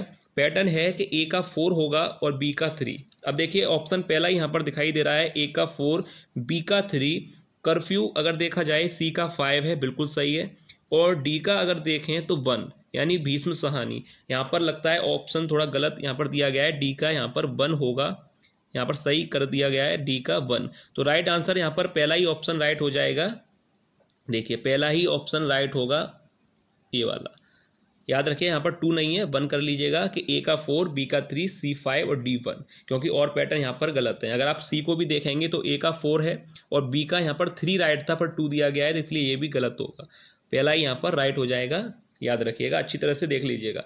अब इसके बाद देखिए अगला प्रश्न दिया गया है। देखिए अगला प्रश्न है, काफी बड़ा प्रश्न लगता है। देखिए निम्नलिखित संस्थाओं की स्थापना का सही अनुक्रम क्या है? निम्नलिखित संस्थाओं की स्थापना का सही अनुक्रम क्या है, यानी स्थापना वर्ष के आधार पर आप इनको लगा सकते हैं कि इनका जो है अनुक्रम क्या होना चाहिए, यानी किसकी स्थापना पहले उसके बाद किसकी, इस तरह से आपको यहाँ पर करना है। तो पहले देखते हैं कि यहाँ पर ऑप्शन क्या दिए गए हैं। हिंदी साहित्य सम्मेलन, काशी नागरी प्रचारणी सभा, केंद्रीय हिंदी निदेशालय और दक्षिण भारत हिंदी प्रचार सभा। यहाँ पर 4 दिए गए हैं, तो चारों की आपको स्थापना वर्ष पता होना चाहिए कि इन चारों की स्थापना वर्ष क्या है। तो देखिए सबसे पहले एक एक करके पढ़ते हैं, इसके बारे में देखते हैं स्थापना वर्ष के बारे में। तो देखिए सबसे पहले काशी नागरी प्रचारणी सभा की अगर आप स्थापना वर्ष देखें तो काशी नागरी प्रचारणी सभा का जो स्थापना हुई थी 1893 में हुई थी, यानी 1893 में। इसके बाद अगर आप सेकंड देखें हिंदी साहित्य सम्मेलन, तो इसकी स्थापना हुई थी 1910 में। तो सबसे पहले काशी नागरी प्रचारणी सभा आएगा, क्योंकि सबसे पहले 1893 में स्थापना हुई थी। 1910 में हिंदी साहित्य सम्मेलन की स्थापना हुई थी। दक्षिण भारत हिंदी प्रचार सभा की स्थापना 1918 में हुई थी। तो यहीं से क्रम आपको समझ में आ गया कि सबसे पहले काशी नागरी प्रचारणी सभा, हिंदी साहित्य सम्मेलन और दक्षिण भारत हिंदी प्रचार सभा। तो यहाँ पर देखिए कौन सा ऑप्शन है जो यहाँ पर होगा। सबसे पहले काशी नागरी, तो देखिए सी ऑप्शन बिल्कुल राइट हो जाएगा। काशी नागरी 1893, हिंदी साहित्य सम्मेलन 1910, दक्षिण भारत 1918 और केंद्रीय हिंदी निदेशालय 1960। तो यहाँ पर सी ऑप्शन बिल्कुल ही राइट हो जाएगा, ऑप्शन ए बी डी गलत है। देखिए अगला प्रश्न दिया गया है, इतिहास की दृष्टि से हिंदी महाकाव्यों का सही अनुक्रम क्या है? तो 4 ऑप्शन यहाँ पर दिए गए हैं, जिसमें दिया गया है साकेत, लोकायतन, प्रिय प्रवास और कामायनी। तो इनको आप 2 आधार पे अनुक्रम लगा सकते हैं। पहला तो है प्रकाशन वर्ष के आधार पर कि प्रकाशन वर्ष इनका कब हुआ था, या दूसरा युग के आधार पर, जैसे कि भारतेंदु युग की रचना कौन सी है, द्विवेदी युग की रचना कौन सी है, और उसके बाद शुक्ल और शुक्लोत्तर युग की रचना कौन सी है। इस आधार पर भी आप लगा सकते हैं, पर हम इसको प्रकाशन वर्ष के आधार पर लगाएंगे। तो देखिए सबसे पहले अगर देखा जाए तो प्रिय प्रवास जो कि अयोध्या सिंह उपाध्याय हरिऔध की रचना है, उसका प्रकाशन अगर देखा जाए तो 1909 में हुआ था। सबसे पहले प्रिय प्रवास अगर देखा जाए तो बी और सी में से राइट आंसर होगा, क्योंकि प्रिय प्रवास जो है 1909 में इसका प्रकाशन हुआ था, जो कि अयोध्या सिंह उपाध्याय हरिऔध की रचना है। तो बी और सी इनमें से कोई एक राइट आंसर होगा। अब देखते हैं, प्रिय प्रवास के बाद यहाँ पर दिया गया है बी में कामायनी और सी में दिया गया है साकेत। तो कामायनी जो कि जयशंकर प्रसाद की रचना है और साकेत मैथिली शरण गुप्त की रचना है। तो इनमें से प्रकाशन वर्ष देखा जाए तो कामायनी का जो प्रकाशन वर्ष है वो 1936 है और साकेत का 1931। तो 1931 और 1936 में 1931 पहले आएगा। तो यहाँ पर देखिए यहीं पर क्लियर हो गया आंसर, ऑप्शन सी राइट होगा, क्योंकि प्रिय प्रवास 1909 में जो कि अयोध्या सिंह उपाध्याय हरिऔध की रचना है, साकेत मैथिली शरण गुप्त की है जो कि 1931 में आई थी, कामायनी जो कि जयशंकर प्रसाद की है जो कि 1936 में प्रकाशन वर्ष है, और लोकायतन आप जानते हैं सुमित्रा नंदन पंत की रचना है जो कि 1964 में आई थी। तो यहाँ पर राइट आंसर हो जाएगा ऑप्शन सी। तो प्रकाशन वर्ष के आधार पर इसका राइट आंसर हो गया ऑप्शन सी, प्रिय प्रवास, साकेत, कामायनी और लोकायतन। अगला प्रश्न दिया गया है, देखिए निम्नलिखित काव्य पंक्तियों को उनकी भाषा के साथ सुमेलित कीजिए। काव्य पंक्तियां दे रखी हैं, इनको इनकी भाषा के साथ सुमेलित करना है।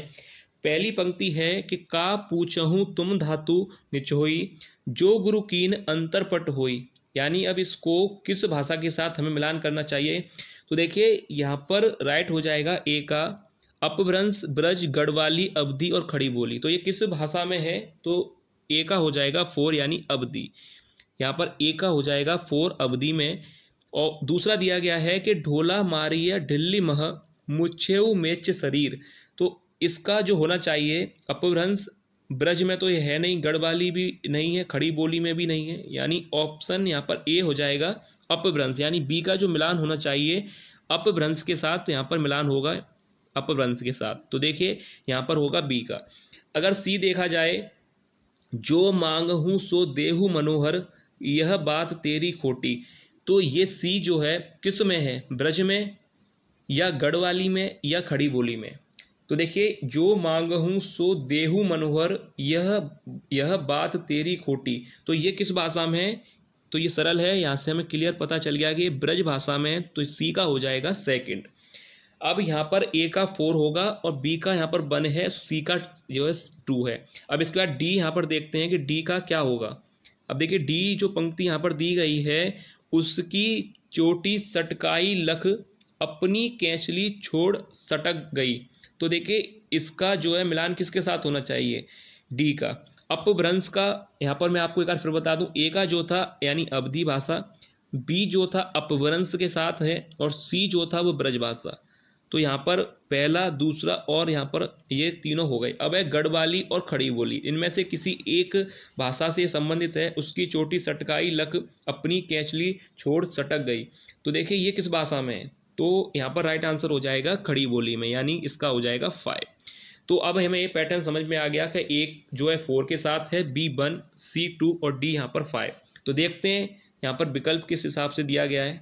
देखिए ए का वहाँ पर 4 था, जिसमें सेकंड यहाँ पर देखिए आंसर हो रहा है बी, जो कि ए का 4 है, बिल्कुल सही, बी का 1, सी का यहाँ पर सेकंड है, डी का यहाँ पर 5। तो यहाँ पर यही राइट आंसर हो जाएगा, ऑप्शन बी बिल्कुल करेक्ट होगा। तो आप इस मिलान को अच्छी तरह से एक बार देख लीजिएगा, क्योंकि पेपर के लिए काफ़ी ज़्यादा महत्वपूर्ण है जो यहाँ पर मिलान दिए गए हैं। अब इसके बाद देखिए अगला प्रश्न दिया गया है, अगला प्रश्न देखते हैं। देखिए अगला प्रश्न है कि काल क्रम की दृष्टि से लक्ष्मी नारायण लाल के नाटकों का सही अनुक्रम क्या है। लक्ष्मी नारायण लाल के नाटकों का सही अनुक्रम यहाँ पर पूछा गया है। अब देखिए नाटक जो दिए गए हैं, कलंकी, बलराम की तीर्थ यात्रा, अंधा कुआं, मादा कैक्टस, तो ये जो यहाँ पर नाटक दिए गए हैं इनका सही अनुक्रम क्या है। तो देखिए सबसे पहले अगर हम देखें लक्ष्मी नारायण लाल के जो नाटक है उनका जो क्रम है, तो सबसे पहले आता है अंधा कुआं, जो कि 1956 में आया था, अंधा कुआं। तो देखिए ऑप्शन यहाँ पर देखिए आपको दिया गया है 4, जिसमें अंधा कुआं ऑप्शन डी में है। तो यहीं पर आपको क्लियर हो गया, कंफ्यूज बिल्कुल नहीं होना है, क्योंकि अंधा कुआं जो कि सबसे पहले आया था लक्ष्मी नारायण के लाल के नाटकों को अगर आप देखेंगे, इसमें सबसे पहले अंधा कुआं जो कि 1956 में आया था। तो डी यहाँ पर क्लियर हो गया। वैसे तो यहाँ पर राइट आंसर हो गया क्लियर, क्योंकि ऑप्शन डी ही होगा, अंधा कुआं यहाँ पर दिया गया है। आपको परेशानी तब होती जब इसमें से किसी और ऑप्शन में भी अंधा कुआं सबसे पहले दिया गया होता, पर यहाँ पर ऐसा नहीं है, तो ऑप्शन डी राइट होगा। पहले अंधा कुआं आया था, उसके बाद मादा कैक्टस, फिर आया था कलंकी, और फिर आया था 4th पर बलराम की तीर्थ यात्रा। तो बिल्कुल सही है ऑप्शन डी। यहाँ पर अंधा कुआं 1956 में आया था और मादा कैक्टस 1959 में आया था। तो यहाँ पर राइट आंसर ऑप्शन डी हो गया। तो 111 का आंसर हो जाएगा ऑप्शन डी। अब इसके बाद अगला प्रश्न देखते हैं। देखिए अगला प्रश्न है, निम्नलिखित ग्रंथों के प्रकाशन का सही अनुक्रम क्या है। अब यहाँ पर देखिए फिर वही प्रश्न है कि प्रकाशन का सही अनुक्रम क्या है, और ऑप्शन में दिए गए हैं बाण भट्ट की आत्मकथा, चारू चंद्र लेख, पुनर्वा, अनाम दास का पोता। तो आपको वैसे यहाँ पर एक चीज यहाँ पर क्लियर दिखाई दे रही है कि यहाँ पर जो रचनाएं दी गई हैं वह किसी एक ही लेखक की हैं। यहाँ पर जो रचनाएं दी गई हैं वो अलग अलग लेखकों की रचनाएं नहीं है, यहाँ पर किसी एक ही लेखक की रचनाएं दी गई हैं, उन्हीं का अनुक्रम पूछा है, यानी प्रकाशन वर्ष के आधार पर आप कर सकते हैं। तो अगर आप देखें तो ये किसकी रचना है, बाण भट्ट की आत्मकथा हजारी प्रसाद द्विवेदी जी की, ये आपको पता है। चारुचंद्र लेख भी हजारी प्रसाद द्विवेदी की रचना है, पुनर्वा भी हजारी प्रसाद द्विवेदी, और अनाम दास का पोता, यानी ये जो रचनाएं दे रखी हैं वह हजारी प्रसाद द्विवेदी की रचनाएं हैं। अब इनका देखिए प्रकाशन वर्ष देखते हैं, प्रकाशन के आधार पर भी पूछा है। तो अगर देखा जाए तो बाण भट्ट की आत्मकथा, इसका प्रकाशन कब हुआ था, तो बाण भट्ट की आत्मकथा का प्रकाशन हुआ था 1946 में। उसके बाद आता है अगर देखा जाए चारुचंद्र लेख, जो कि 1963 में आया था, पुनर्वा 1973 में आया था, और अनाम दास का पोता 1976 के करीब आया था। तो अगर आप पैटर्न देखें तो 1946 में बाण भट्ट की आत्मकथा, फिर उसके बाद चारूचंद्र लेख 1963 में आया था, पुनर्वा 1973 में आया था और अनामदास का पोथा 1976 में। तो अगर क्रम देखें तो सबसे पहले आएगा बाणभट्ट की आत्मकथा, यानी ऑप्शन ए यहाँ पर राइट हो जाएगा। आपको बिल्कुल कंफ्यूज नहीं होना है, क्योंकि अगर आप किसी और ऑप्शन में भी बाणभट्ट की आत्मकथा पहले दिया गया होता तो वहां पर आपको परेशानी होती, पर यहाँ पर ऐसा नहीं है। ऑप्शन ए बिल्कुल यहाँ पर राइट होगा। पहले बाणभट्ट की आत्मकथा, फिर चारूचंद्र लेख, फिर पुनर्वा और फिर लास्ट में अनामदास का पोथा, यानी ऑप्शन ए बिल्कुल राइट होगा। अब इसके बाद देखिए अगला प्रश्न देखते हैं। देखिए अगला प्रश्न भी दिया गया है, निम्नलिखित आलोचकों को उनकी कृतियों के साथ सुमेलित कीजिए। निम्नलिखित आलोचकों को उनकी कृतियों के साथ सुमेलित करना है, जिसमें दिया गया है नया साहित्य नए प्रश्न, नया साहित्य नए प्रश्न।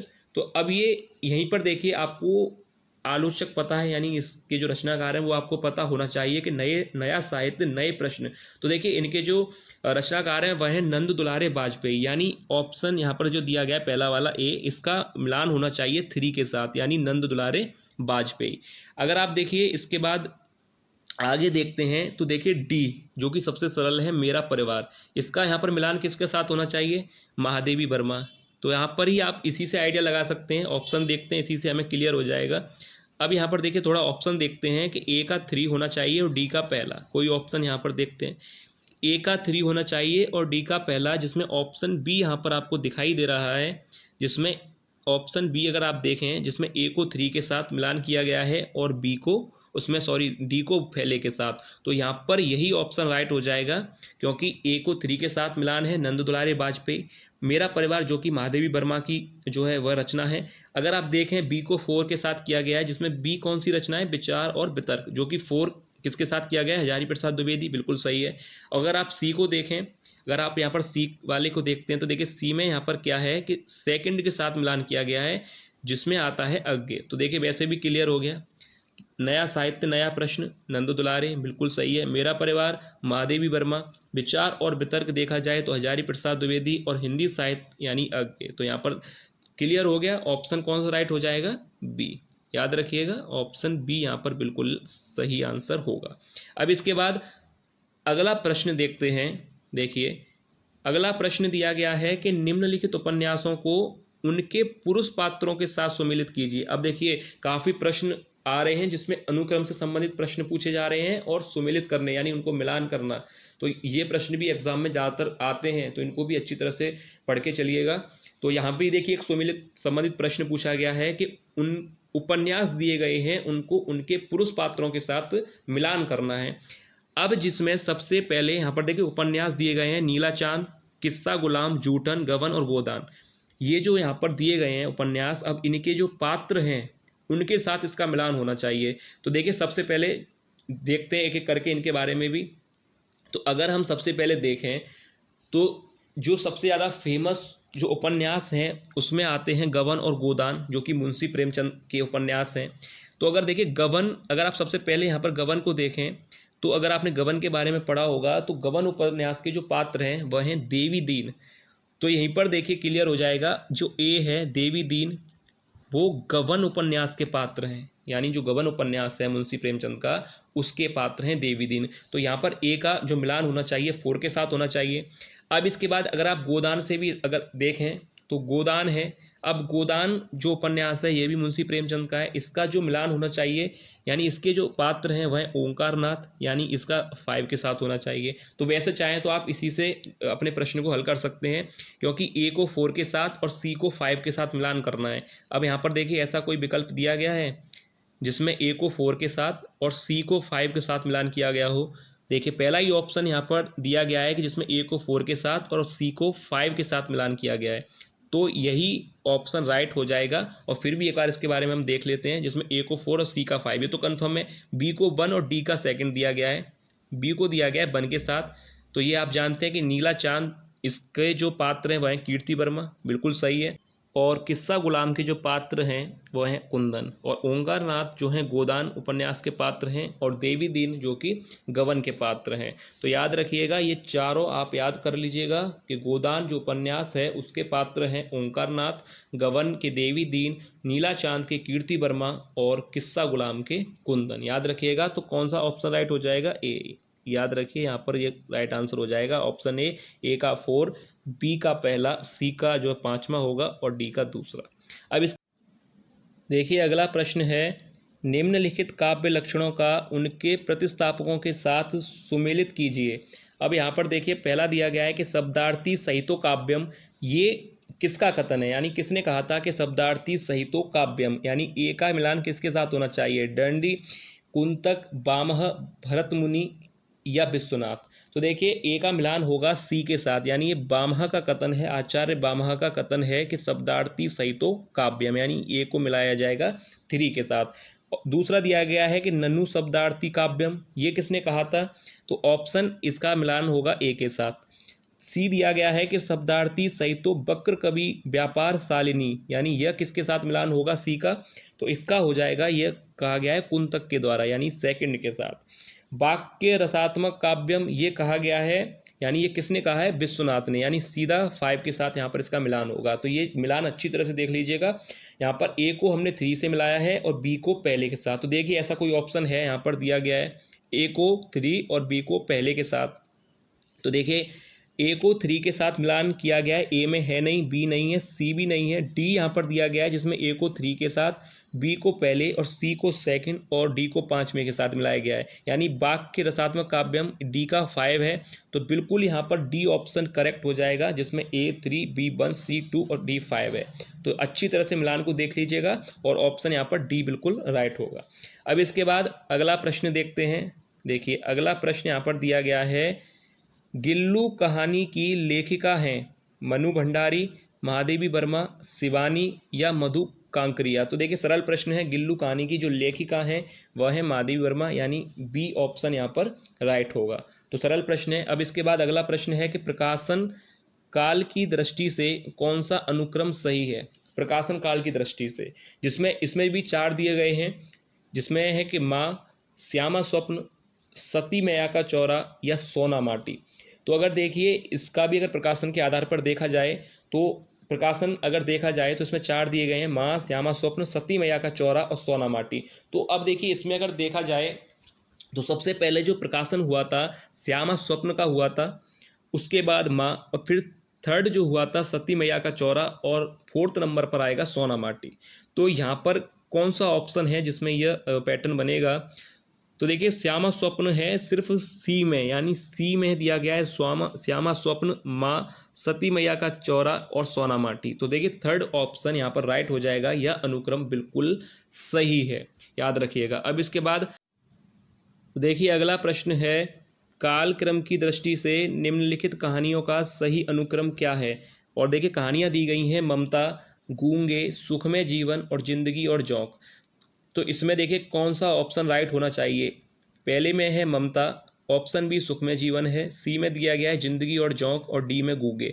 तो देखिए इसमें एक सबसे प्रचलित आपको यहाँ पर दिखाई दे रही है सुखमय जीवन, जो कि पंडित चंद्रधर शर्मा गुलेरी इसके रचनाकार हैं, और इसका जो प्रकाशन हुआ था 1911 में इसका प्रकाशन हुआ था। तो सबसे पहले 1911 में इसका प्रकाशन हुआ था सुखमय जीवन का, और जिंदगी और जौक 1958 में आई थी। तो यहाँ पर आप देख सकते हैं कि पैटर्न बी यहाँ पर सही है, ऑप्शन बी यहाँ पर सही होना चाहिए, क्योंकि सुखमय जीवन 1911 और जिंदगी और जौक 1958। तो यहाँ पर इन्हीं से हम अंदाजा लगा सकते हैं कि ऑप्शन बी सही होगा। और जो ममता है वो जयशंकर प्रसाद की कहानी है, तो यहाँ पर ऑप्शन बी बिल्कुल राइट होगा, क्योंकि 1911 जो है सुखमय जीवन का जो है प्रकाशन है, जो कि पंडित चंद्रधर शर्मा गुलेरी की रचना है। तो यहाँ पर ऑप्शन बी राइट हो जाएगा, सुखमय जीवन। क्योंकि आप अंदाजा लगा सकते हैं जिंदगी और जौक बिल्कुल यहाँ पर गलत है, सी ऑप्शन तो बिल्कुल ही गलत है, और सुखमय जीवन 1911, तो यहाँ पर डी भी ये भी गलत है, और यहाँ पर ऑप्शन ए भी गलत है, बी बिल्कुल राइट होगा। अब इसके बाद देखिए अगला प्रश्न दिया गया है। देखिए अगला प्रश्न है, कालक्रम की दृष्टि से पत्रिकाओं का सही अनुक्रम क्या है। अब पत्रिकाओं से संबंधित पूछा गया है, इनको भी प्रकाशन के आधार पर ही हम जो है अनुक्रम इनका लगाएंगे, जिसमें दिया गया है सरस्वती, श्री शारदा, आनंद कादम्बिनी और प्रतीक। तो देखिए ये जो 4 पत्रिकाएं दी गई हैं, इसमें आप जानते हैं सरस्वती सरल है 1900 में हुआ था, आनंद कादम्बिनी जो है 1881 में हुई थी प्रकाशित, और श्री शारदा अगर देखा जाए तो 1916, और इसके बाद है प्रतीक, जो कि 1947 में प्रकाशित हुई थी। तो अगर आप इनका पैटर्न देखें, अगर आपके प्रकाशन वर्ष को देखें, तो सबसे पहले आता है आनंद कादम्बनी, जो कि 1881 में। तो ऑप्शन कौन सा यहाँ पर दिया गया? डी, जिसमें आनंद कादम्बनी है 1881, सरस्वती 1900, श्री शारदा 18, श्री शारदा का है 1916 और 1947 है प्रतीक का, यानी ऑप्शन डी यहाँ पर राइट हो जाएगा, जिसमें आनंद कादम्बनी, सरस्वती, श्री शारदा और प्रतीक जो है पत्रिकाओं का ये सही अनुक्रम होगा। अब इसके बाद देखिए अगला प्रश्न दिया गया है। देखिए यह प्रश्न भी है कि निम्नलिखित काव्य संग्रहों के प्रकाशन का सही अनुक्रम क्या है। यहाँ पर काव्य संग्रह दिए गए हैं जिसमें गुंजन, पल्लव, वीणा और ग्रंथि। तो देखिए ये चारों जो दी गई हैं वो किसकी रचना है? यहाँ पर अगर देखा जाए तो सुमित्रा नंदन पंत की हैं ये चारों रचना, जिसमें अगर आप देखें तो सबसे पहले प्रकाशन किसका हुआ था? ग्रंथि का, 1920 के करीब इसका प्रकाशन हुआ था। फिर वीणा का प्रकाशन हुआ था 1927 में, और पल्लव तो 1926 में प्रकाशित हुई थी, और गुंजन 1932 में। तो सबसे पहले आना चाहिए ग्रंथि, यानी ऑप्शन सी यहाँ पर राइट हो जाएगा, क्योंकि ग्रंथि 1920 के करीब थी। फिर उसके बाद पल्लव जो कि 1926 में आई थी, वीणा 1927, गुंजन 1932। तो यहाँ पर यह क्रम बिल्कुल सही हो जाएगा। ठीक है, अब इसके बाद देखिए अगला प्रश्न देखते हैं। यहाँ पर देखिए अगला प्रश्न दिया गया है, सा प्रवीण सुछंद सदा रहे, सौधन जी के कवित्व बखाने। पंक्ति है, यानी किसकी यह पंक्ति है? ऑप्शन ए घनानंद की, बोधा की, ब्रजनाथ की या रत्नाकर की।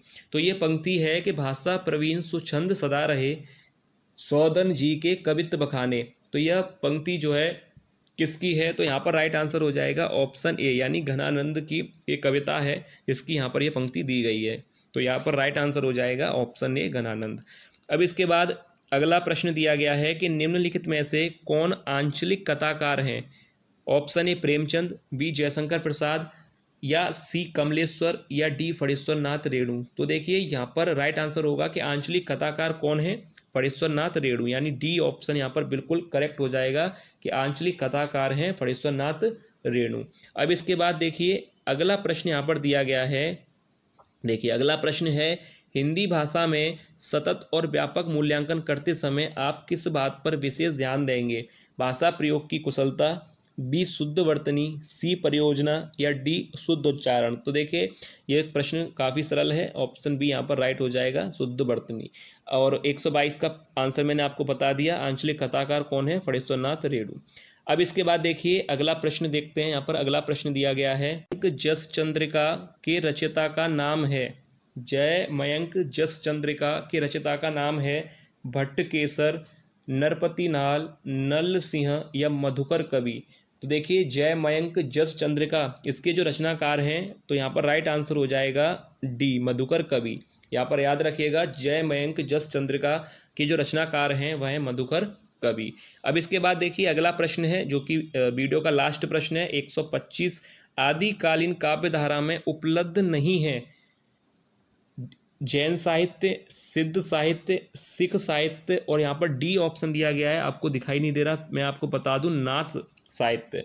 तो देखिए अगर आपने पढ़ा होगा आदिकालीन काव्य धारा में जो उपलब्ध नहीं है तो वह है सिख साहित्य, क्योंकि आप जानते हैं जिसमें जैन, सिद्ध और नाथ इन तीनों को सम्मिलित किया गया है। तो यहाँ पर राइट आंसर हो जाएगा ऑप्शन सी, सिख साहित्य, जो कि आदिकालीन काव्य धारा में नहीं है। तो ये था आज की वीडियो का लास्ट प्रश्न। उम्मीद करता हूँ आप लोगों को वीडियो पसंद आई होगी, आज के प्रश्न आप लोगों को पसंद आए होंगे। अगर वीडियो आप लोगों को पसंद आई है तो वीडियो को लाइक कीजिए और चैनल को सब्सक्राइब करने के साथ साथ वीडियो को शेयर जरूर कीजिएगा, ताकि और भी विद्यार्थियों तक यह जो वीडियो पहुँच सके और उन्हें भी अपनी तैयारी करने में मदद मिल सके। तो चलिए मिलते हैं नेक्स्ट ऐसे ही अगले प्रैक्टिस सेट के साथ। तब तक आप लोग अपनी तैयारी अच्छी तरह से करते रहें।